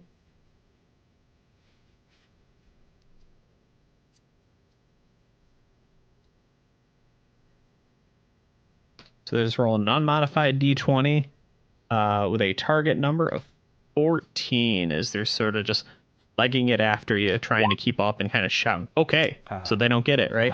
They are not currently succeeding on finding you or anyone really, right? They're just not organized yet. So it snaps back over to Amistan. So you're kind of jumping through all these gardens and stuff, trying to find some cover. Would have been nice, but it doesn't seem to be working. What's your next plan? Are there any stables or anything like that I could dive into? Absolutely. This is getting like Grand Theft Auto. You're gonna repaint your car and everything. Yeah, he's trying to crash for the car. Repaints the horse. You got to, It comes out with a different horse entirely. The polka dot horse. Drop the horse and steal another one. Like, really, aren't you? Yeah, it's getting very Grand Theft Auto. That's well, awesome. Menace can be told to stay somewhere too. So I'm not. There's me being with a horse and a dog isn't.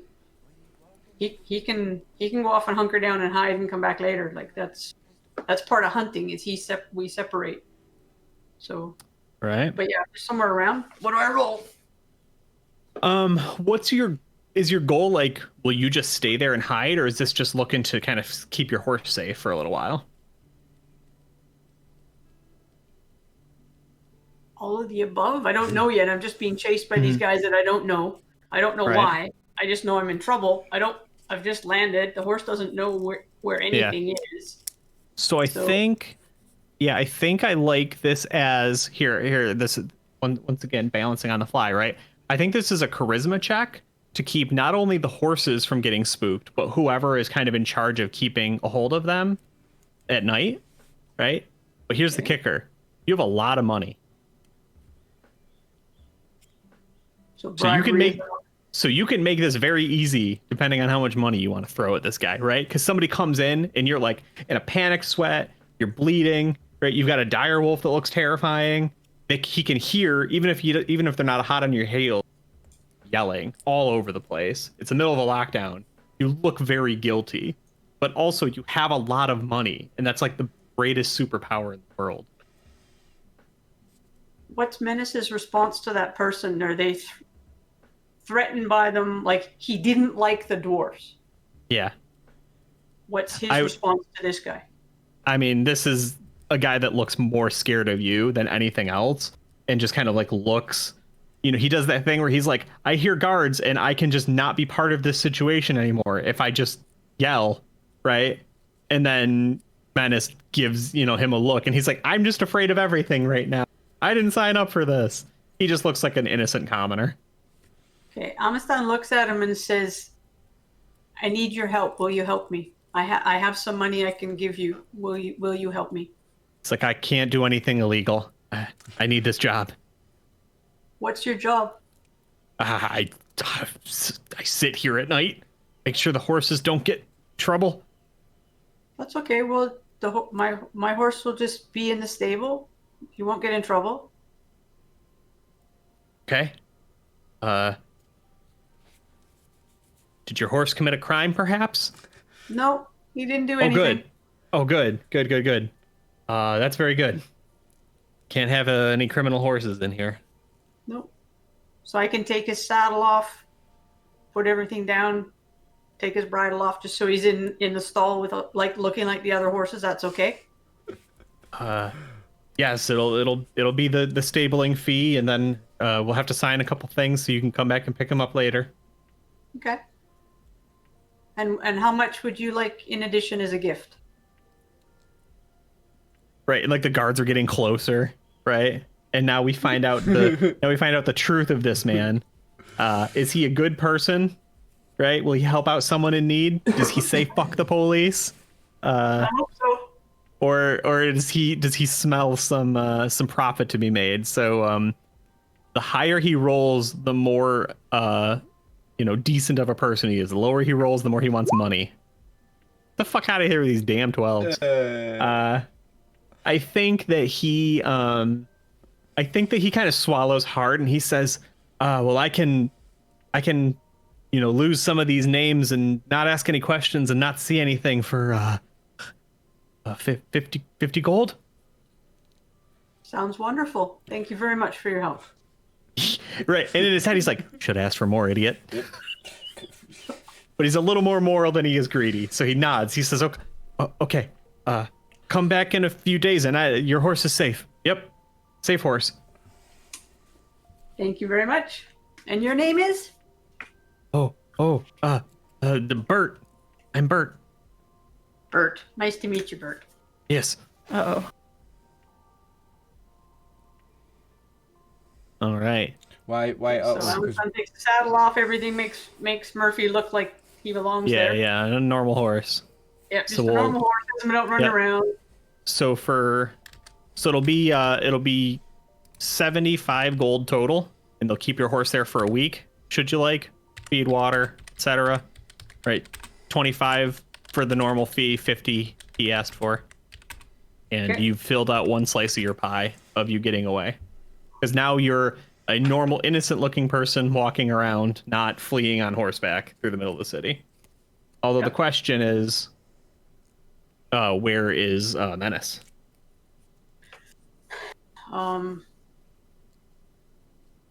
Hey Bert, can Menace, my dog Bert, can he stay with my horse? They're really good friends. He won't be any problem. He'll warn you if any bad people are coming. He'll just sit Right, quiet. and we would like rack focus, and he's like low growling because he's like, yeah, let me in, I'll let you know if there's any bad people around. Yeah, he like cough yelps a little as he's like, the dog. Yeah, his name's Menace. He's really friendly. Here, we'll make friends, and he'll just stay in the stall. He'll be totally quiet. I'll tell him to just lay down and have a sleep, and he'll be fine. If people come in, he won't even do anything. He'll just sit there quietly. No one will know he's there. You need to come pick him up before the morning, Before the morning. Okay. because if they do an investigation and there's a wolf in here, right, and he low growls again because you said dog, so he doesn't like dog, right? He doesn't like wolf right now, and he's like, I won't be able to stop him. Oh, no, it's okay. No, I appreciate that. Thank you.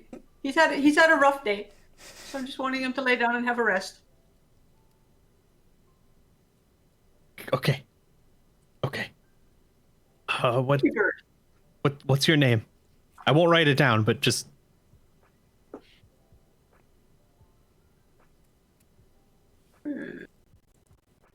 Goofing, I'm just gonna let you know. Oh, okay. Because if you had said Ernie, I would have fucking lost my shit. Me too. I'd have lost my fucking mind. I was tempted. It's I like, would- do I make up a name which have to be Ernie? Oh man, it would have been fucking funny, right? Like Ernie. Okay, you give him your real name though. Yeah, I'll be Okay. honest with him. Yeah, that's fine. Maybe Okay, yeah. stupid, but I'll be honest. Yeah, he nods, and you run out the door or whatever, head down the street. Oh man. Okay, so they will try something as well. So, just trying to like hoof it. They seem to have lost you, so they're gonna go for like a grid search, and you can hear them, right? They're organizing themselves out and around, right? You can hear all these calls and stuff, and all this different sort of commotion. So we're looking for a 13 or higher. Is there sort of just, oh man, they can't fucking get it together tonight. I don't know what it is, but yeah, they and if you Sweet want, revenge from the fight. right, and if you want, you can really like twist that knife, right? Because they you can like narratively, if you want, you just like walking right past them, right, and they don't even think twice about it, you know. So They're am I so still focused making on, my way to the boat to get to the other island? yeah. So yeah, it goes back to you. What's your plan now?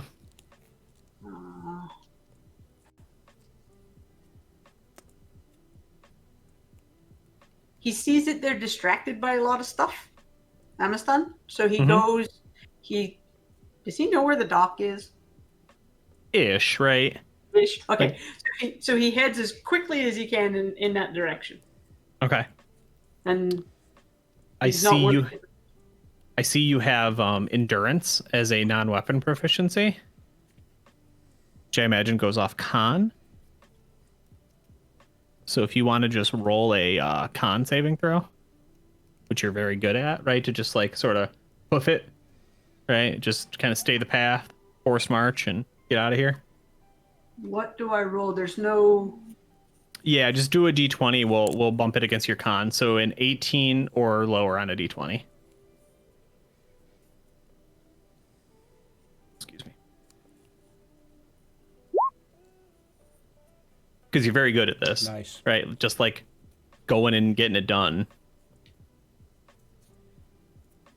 Did you just roll? Yeah, 12. Nice. Okay. Yeah. So you get it, right?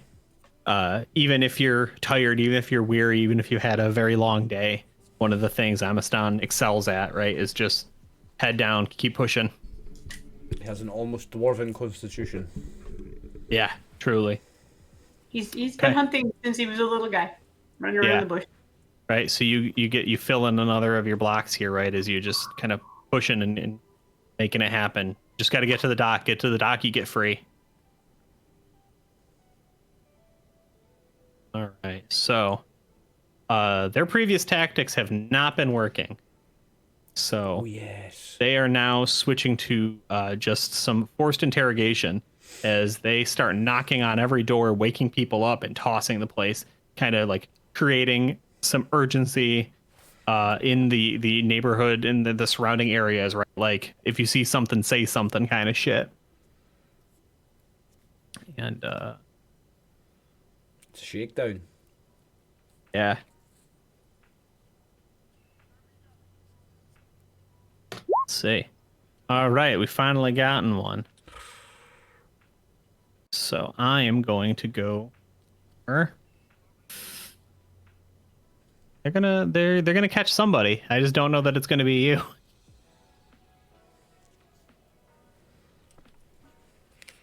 Eagle's badly wounded. He's leaving a blood trail. Exactly. And moves half the rate of Amistan. Right. Yeah. We got further away. We got horse and dogs, man. We can go way Narcs. further than him. Fucking narcs. Fucking narcs. All right, Amistan. This could be it. This could be for all the marbles.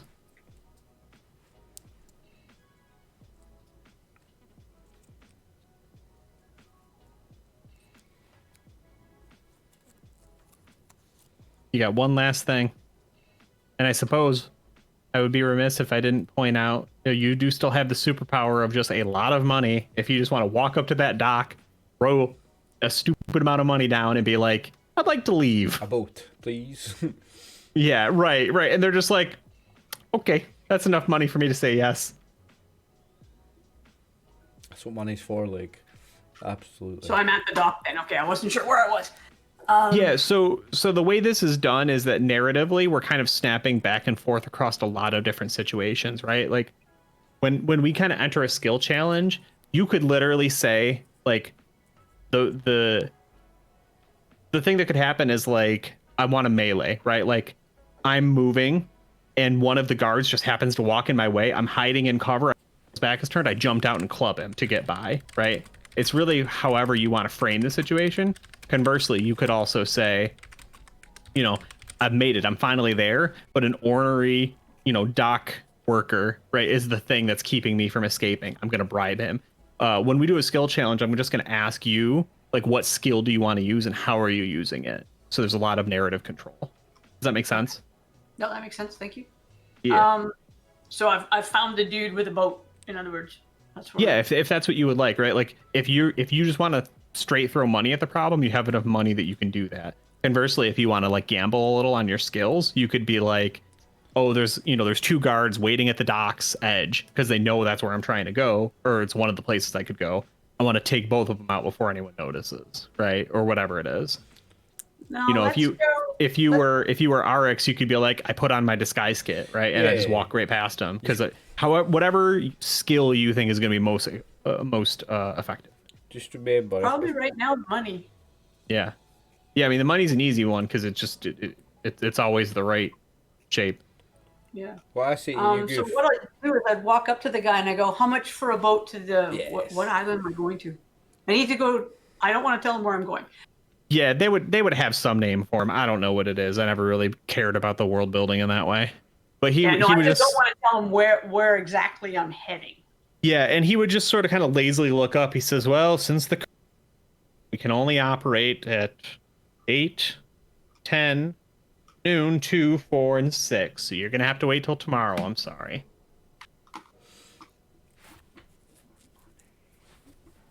Give him a little wink.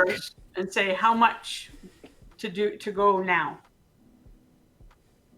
Right, and he like looks at you, and he looks at the purse.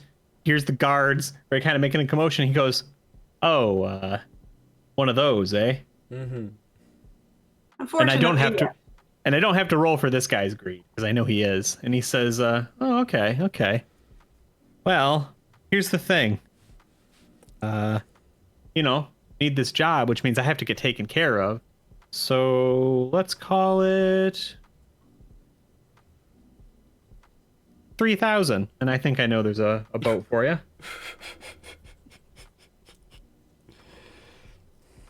Done. And he looks at you, and similar to the last guy, he goes, damn, I should have asked for more. How much money have you got? And I am subtracting this off my sheet, by the way. I'm being honest about it. Yeah, so you pull out several gold bars, clunk, clunk, clunk, right? And he goes, come here, right? And he quickly sort of gets up. He's got a ring of keys out, and he'll take you to a boathouse kind of at the edge of the dock, right? As he's sort of walking, somebody kind of looks up and he says, go that way. And they just scramble and run away, So true to his word. And what would you like? Would you prefer a rowboat or a tiny little like one sailboat kind of thing? Dude, you get a yacht right now for 3,000. 3,000, that'd be what a yacht like. Yep. So well, Okay. he's got something little that can be contained in a contained and out of sight. Yes. You want a nice little like outrigger canoe, right, with the extra little pack on the side. That's fine.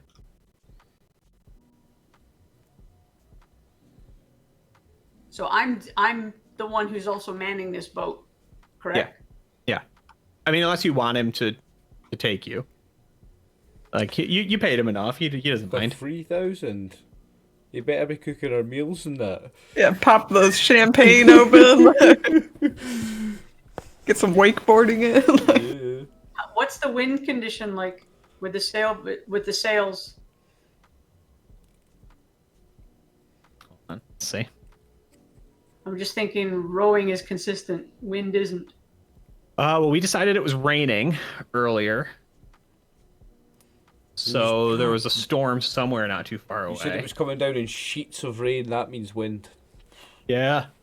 But it could not. It could be an unfavorable wind, though.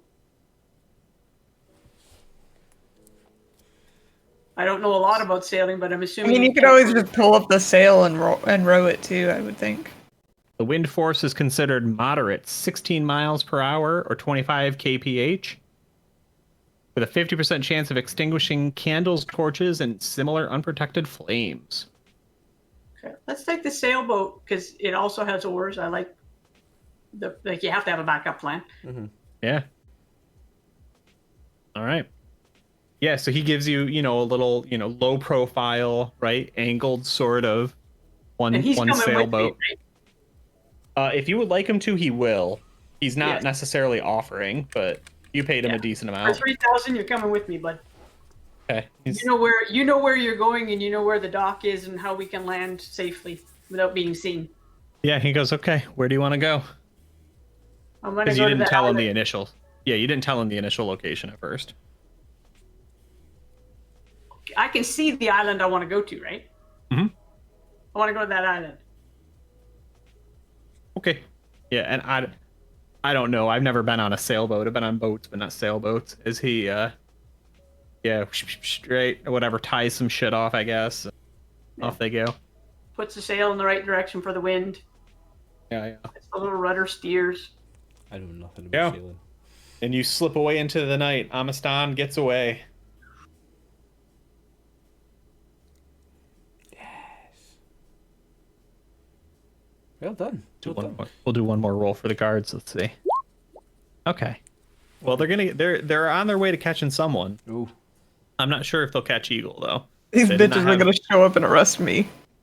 Do you look like your brother? I don't know. Oh, Eagle will totally rat Snorri out, like 100%. He's like, no, it's not me, it's my brother. You fucking bastard! No, he's been a thief as long as I've known him. Yeah, you just don't tell him he's your partner in crime. Right, exactly. Right, so later on in the game, we're gonna get to murder your brother, Brew. That'll be fun. Yeah. Oh man. Yeah, so I will say, we'll cut back quickly to Snorri and Goldspear. Did you have any other things you wanted to cover, or do you want to just be like the timing was such that Goldspear arrived on the island, teleported an hour later than Amistan did, so Amistan can have all of that nonsense happen, and then you both sort of collide into each other. Yeah. We see that's all happening just as we've met then, and we were just Yeah. met and just having our first discussion about we're going to go for a walk, and then here we are. Everything. Yeah, So we would good. have you guys going around the walk. If there's anything else you wanted to cover, otherwise we'll have Amistan show up right fresh off of escaping the guards and sailing away. Yeah, are you gonna immediately draw your weapon at me? Eagle, I thought I killed you. He's my brother. Yeah. Was there anything else you guys wanted to cover? Or are you good, I think that's good. Oliver? No, I'm good. Like, I'm only just Okay. my character is talking to Bruce's character, asking where are we going to go to try and find, because I'm looking for the same person she is. So Yeah. just what we went Okay. over before. Yeah, Outside so- of that, did you mention anything about the yachting? You said you were going to mention something to Snorri. Yeah, I'll need to, but when we're so I guess you're right. Actually, thanks you for reminding me. So when we do have a moment alone, I would mention about how she definitely does have some evil bones in her body. Yeah, thing. Because She's got a bastard child in her womb. I'm not that's saying about nothing. I'm not saying nothing because it's fourth wall there, but don't call my child a bastard. Bitch.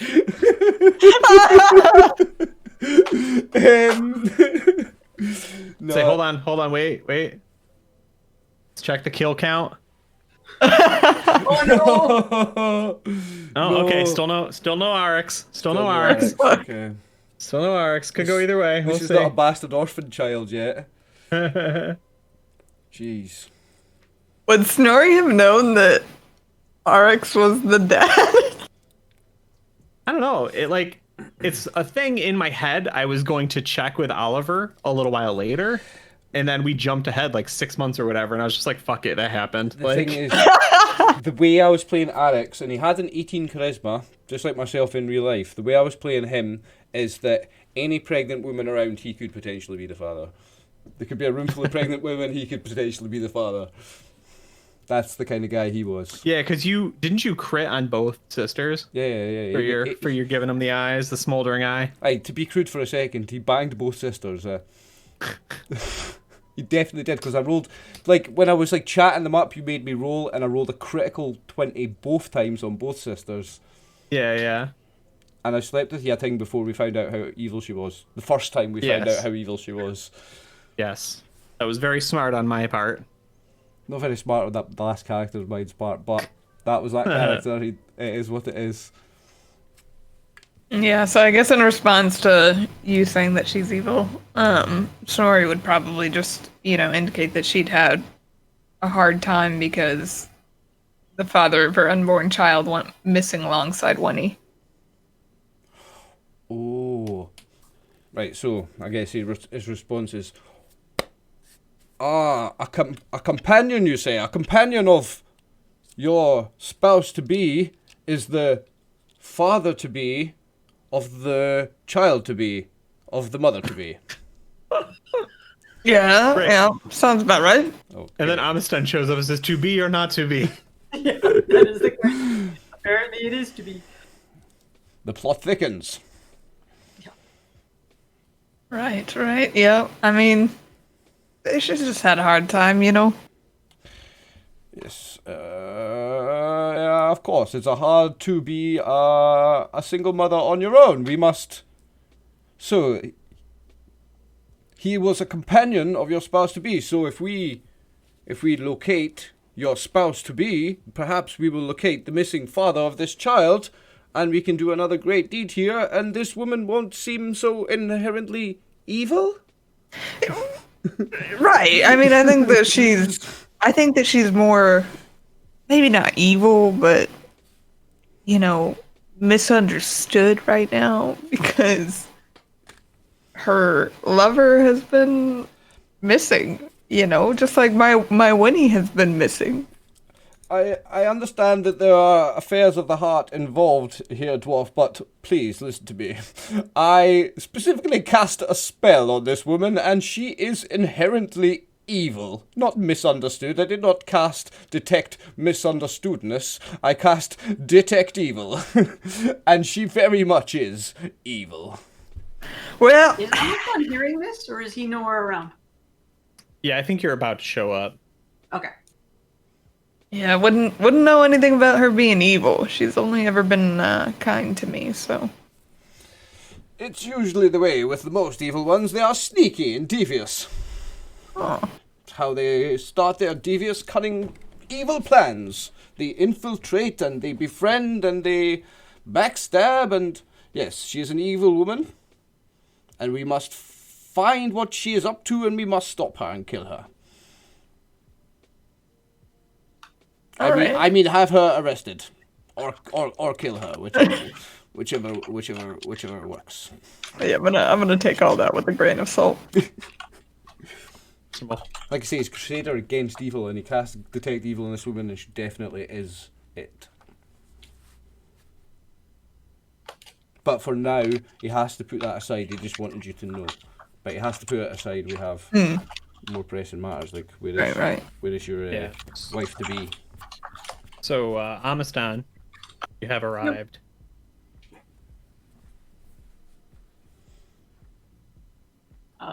Okay. I see the dwarf, and I'm a little concerned. True. This is so mean. Right now, I didn't do shit to you.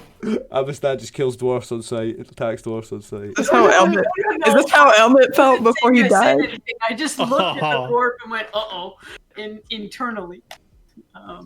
Poor Elmet.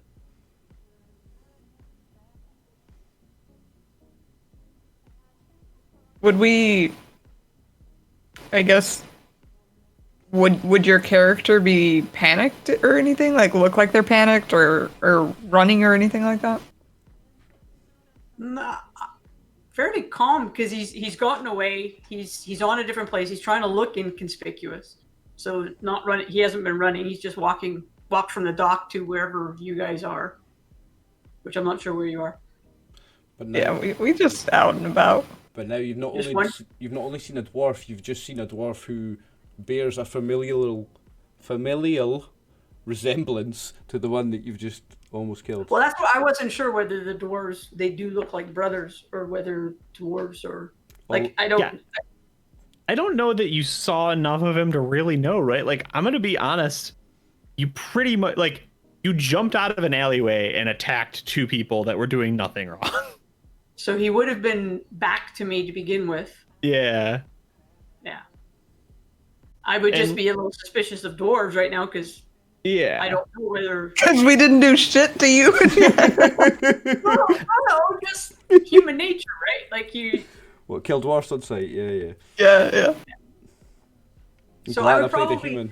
Good luck, bro. You're not the elfin people, so I'm looking for an inn to stay at. Do you know where one is? All right. Yeah. We can take you to one. Thank you. Because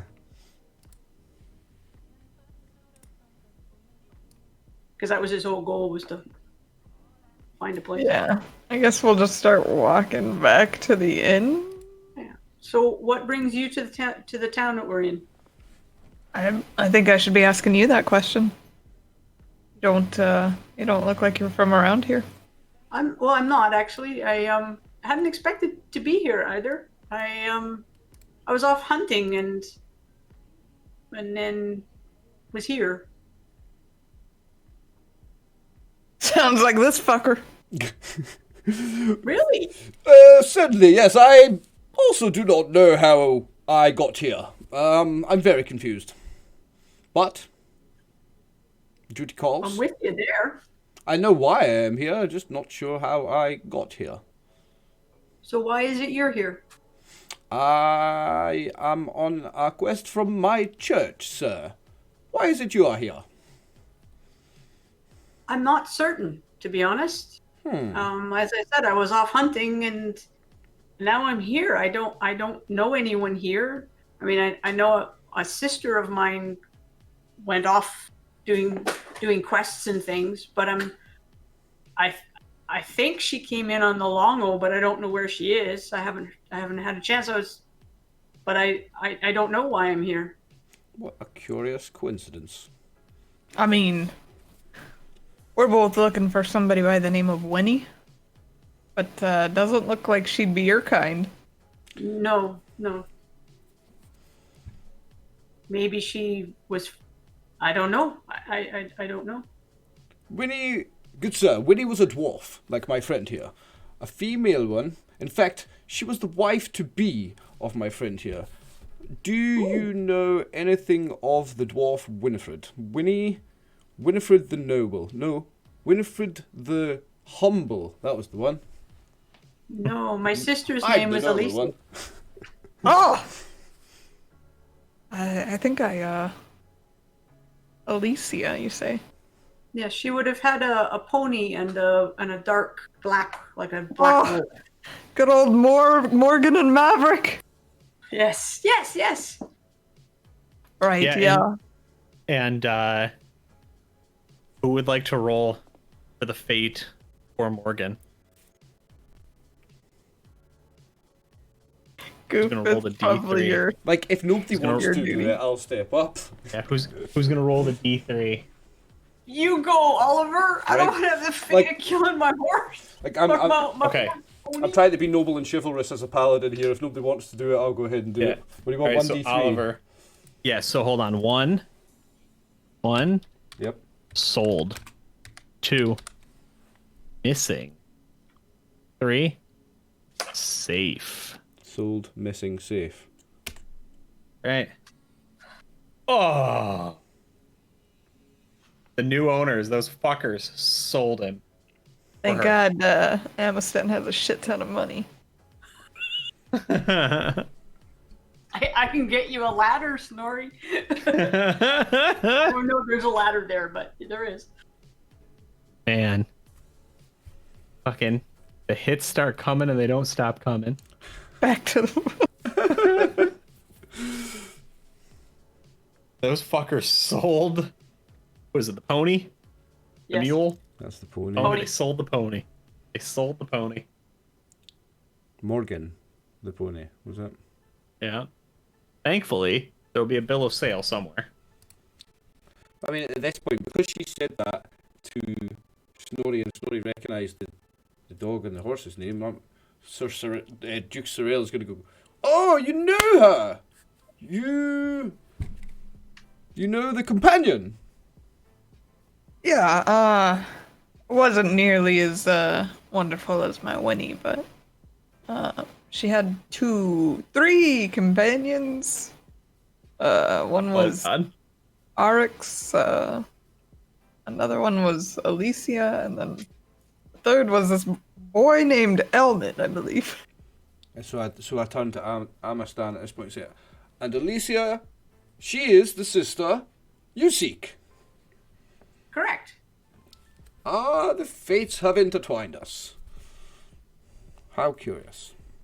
So where is Alicia and her friends? Like where are they? Oh, yeah, that's what we're trying to figure out. They went with a couple of elven guards. Don't know exactly where. And they've been gone Elven for guards. 6 months. Are they those guys that are all dressed up and they get mad at you if you're on the streets? Right, yep. Those are the ones. Oh. Hmm. Yeah, I just had a bit of a run-in with them Oh, you did? on the other island. Oh no, I hope you're not a lawbreaker or a ruffian. No, I didn't mean to be. I was just Or a murderer? Or a dwarf hater? Didn't mean to be, just attacked people walking. Nobody didn't know that. Now remember, I didn't know I was allowed to be out on the town, out on the streets. They were just yelling at us. Well, good sir, I can see that you're not from the same society that people like me are from, but you must learn these basic things. The law says you have a curfew, you have a curfew. You stay Well, inside. now I know there was a curfew. And I yet here didn't we know are there was a walking curfew. outside. Yeah, and why are you outside if the law says that you're not supposed to be outside? I, my friend, I'm Duke Sorrel Goldspear IV. Don't worry And about that- me and the curfew. These laws are for the common folks, not us nobility. Common folk. Okay. Is this your town? Is that why you can do this? The elven guys didn't seem to care who anybody was. They just don't want people on the street. So I'm trying to figure out why you're above that law. I am not above any law. I am a protector of the law. I am a comrade of the upkeepers of the law of this town. When they see me, they see an aid, an ally. That's why I walk these streets beyond curfew. Don't worry about me. But you're not even from around here. Yeah. Yeah, but You just said you didn't know how you got here, and now you're. Yeah. But out of character, he's completely above his. He's above his station. He thinks he's immune to the law. Yeah. He thinks that his class, being in the upper class, the noble class, he thinks that makes him above small laws like curfews and stuff. Interesting. Well, we'll see how that goes down. I guess we're gonna go back to the tavern for the night, though, and can continue our search in the morning. I guess above the law would be a wrong way to say it. That he is, because he's a paladin, a lawful good, but he feels like he is a part of the law, like an agent of the law. An agent of the law, yeah. So that's, what I mean. When he walks into a town where the people are good, he is instantly an ally of the enforcers of law in that place because he is an enforcer of law. That's how he feels like. He's not above it, but he's part of it. Sorry. But the elven guys wouldn't see him that way. No, not at all, but that's just how he sees it. Yeah. Oh no, Dave's looking down. He's scheming. Dave, No. stop scheming. I'm not scheming. I know what I'm doing next. Don't worry. No crap. Oh, this is good. I mean, we managed to get everybody together and nobody hates anybody else yet. So far. It's we really the don't best we could don't know ask what for. Amistad's done yet. So. Yeah, exactly. Well, When Eagle shows up in a few days, like, all right, let's get fucking out of here. You! Or it's going to be, the whole reverse thing. He's going to look at Amistan and be like, oh, just another human. I can't tell him apart.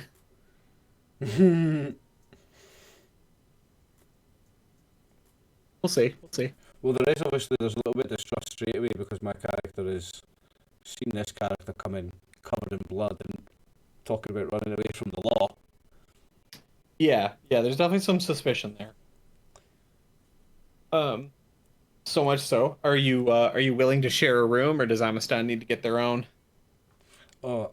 I have my own room. I do not share a room with my although these new companions are, of course, wonderful, wonderful people.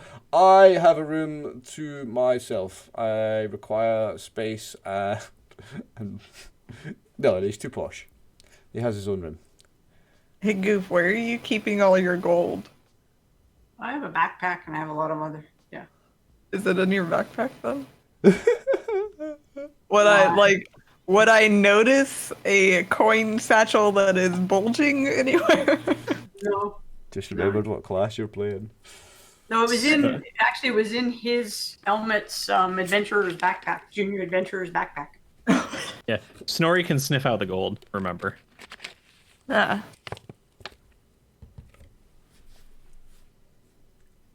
So, if you're running from the law, it's gonna cost you a little bit more to keep you hidden here. What, you're involved with the tavern?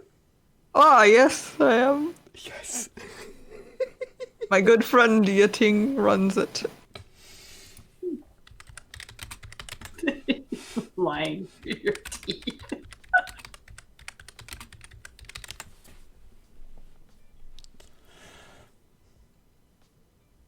I get my own room. Right, I don't right. want to intrude on anybody's space. I mean, I just don't want to bring any unwanted attention to, the tavern, especially because my friend runs it. So in order to keep it on the On the secretive side, you know what I'm saying. You could have none of that money left. I'd say only like 10 gold. 10 gold will do ya. All right. Good I deal. appreciate it. This is me just riding the player getting excited about this in the background, by the way, because my character is having nothing to do with this. He's a paladin and doesn't like any of these kind of roguish dealings. You do this behind my And then back. in my head, I'm like, fuck, I should have asked for more.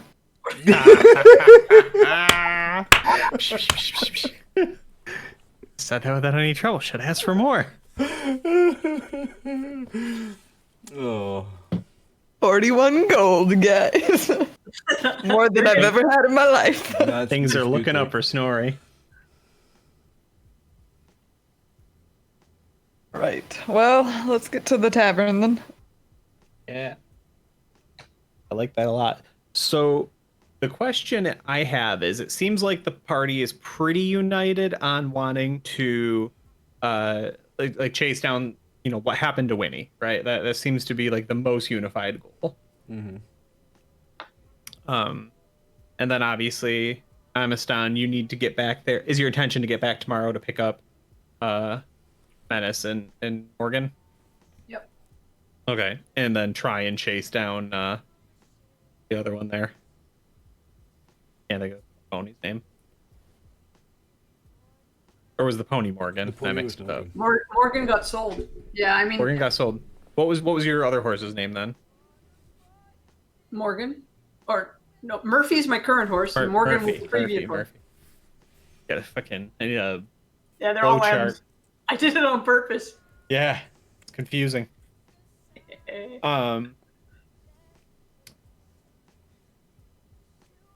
What is the party's like plan to chasing down Winnie and her party members? I think tracking down the last known whereabouts and seeing, you know, if we have any sightings or any hearsay about what might have happened and things like that. Okay. Yeah, it'll be a little. It could definitely be a little tricky just because it was coming from the guards, but there's probably still some chatter going on around it, right? Because it didn't go well, so some rumors and some questions kind of swirling around.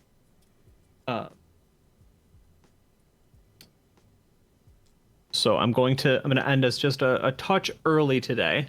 Does anyone have a final scene that they want? Right, like we see the paladin in like quiet reflection or prayer, right? Do we see Snorri bringing the hot gossip back to Yiting, right? Like, hey, we better watch out for this paladin. He's got some questions about you, right? Amistan, do you sketch? Do you keep a journal? Anything like that? Actually, before we separated, Amistan wants to ask. When I first arrived, there was this green dragon flying. Does anyone know anything about him? Have you seen dragons? I didn't know there were dragons in this area. Yeah, Snorri, I think you would have at least heard of it if you hadn't seen him, but you probably seen him because he's, him and his brothers are flying overhead. So Their you know it dragons is. don't mess with them. What's that? I said their dragons don't mess with them. Yeah, Fair enough. you know them as was it the Emerald? The Emerald Claw? Maybe not the Emerald Claw. What the hell did I name them? Was it the Emerald one? Something one? Yeah, Yeah, Emerald. the Yeah, something like that.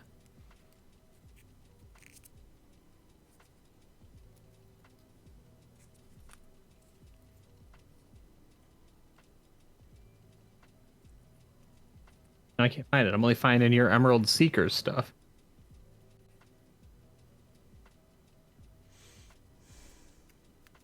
So Amistan's going to get cleaned up, and he's got some underclothes that he's probably going to walk around in. Not underclothes, but like not his armor and all the rest of that, just to change his appearance a little bit. Mm-hmm. So that he's not visual as, hey, he's that dude with that armor on. So he's going to get all cleaned up and. Right. So my character's exit scene is he walks away to his room and he does prayers because he's a paladin. He also he prays for his actual holy powers and his everything that he can do. But he spends a lot of time polishing his weapons and his armor. And all that time he talks to a little bird that sits on his shoulder, a little songbird. And the little songbird just goes... I can't whistle, but the bird can. Then just whistles in his ear. And he's like, while he's praying, the bird's there. While he's, down on his knees with his sword, with his grindstone, sharpening it, polishing his armor. And he spends hours every night doing all this stuff. And he just talks to a little bird on his whole shoulder the whole time. Hi. Oh, and would Amazon be able to get some food? Everything for a price. Yeah, no, just is there a meal? I didn't know if the kitchen closes. No. They'll feed you. Especially you. You got some money. You got Inflated prices. I'm sensing this. Absolutely. Word's gonna get around. It does when you've got a lot of money in the way. I think Snorri probably would go back to eating and, just say, we've got a person that is running from the law that we've taken in, and we've also got that paladin that's sticking his nose where it don't belong, and he says he's got you, you're pegged for like an evil person or something. Yeah, and she sort of does that thing. She's like, me? She goes, I know, it's crazy. It's the only thing I don't understand about paladins like that. They're just so high and mighty all the time. You know who was never like that? Winnie. Winnie was never like that. Just good and honest. I think that's the difference. When you come from hardy stock, you're good folk deep down. And there's some people that'll never be good. Yeah, she was something. That she was. And then Lucky to have known her. Yeah, What? he'll go back to a room and he'll start like biting the gold coins. Goofen's character. Yeah, like Goofen's character hand it over to make sure they're real. Yeah. Nice. I love that. So we do not see any individual place these, right? Although the final shot of the episode is a slow pan down from everybody's door, right? Like we would look at every single person, then we'd sort of pull back until we were at the door, right? And the door would close, even though the doors were closed, right? It's just symbolic that we're closing the door on the episode, right? And the camera would tilt down, and there would be a black letter, right, with red, like edges, right? Just like very fancy, just a very fancy black and red letter. Sitting at every single person's door. So we're going to end. We might snap back if we need to, but who's the first person up every morning? Well, I gotta go get my dog and my horse. So Okay. I'm assuming I'm up early, Hunter. Okay. So so you're up early. So in your head, I don't know how, used to tavern life Amistan is, but at first glance you probably assume it's like, a bill from last night, right? Like you just ran a tab on getting food kind of thing. But you just see this letter kind of sitting out front of your doorway. I would pick it up. Yep. See if it's addressed to anyone. Yeah, it's just in front of your door. Is it a letter or like an envelope? You open an envelope and there's something inside, or is it just? Yep. Yeah. It kind of all unfolds into one piece, right? So like the contents are written on the inside of the letter. And I will the next 2 weeks I will work on the writing, but as you unfold it, the camera just pans in on seeing you are cordially invited to the funeral of one Elbit, right? And his last name is obscured by your finger or something. They are burying him. Oh. They found enough of him to bury, or is it an empty casket? That means they found the rest of the gang. Oh shit. But he got rolled and Funeral. wow, there can't be a lot left to bury. It's gonna be a 95-foot casket. They're burying the croc, actually. Well, it does make you wonder. I love it. I love it. What are they actually burying? Yeah. And then we close on this episode Ooh. Everyone has gotten letters. Everyone has gotten invites to Elmet's funeral. Bravo, Were Dave. the letters at all doors or just our three? Yeah. Well, you're four, right? Or Yating and Winnie, or Yating and Snorri sharing. I mean, sure. I wasn't sure. I didn't remember. I mean, I Yeah, feel like no. Snorri's broke as shit. So Just remember, Yeah, I think- she's got another man's baby in her belly before you go sharing a room with her. Just remember. No, I'm not sharing the bed. I'm sharing the room. I'm here Yeah, to, okay. in case her water breaks, All right, yeah. aye, So yeah, okay. three letters. Three How letters about in front you? of 3 doors.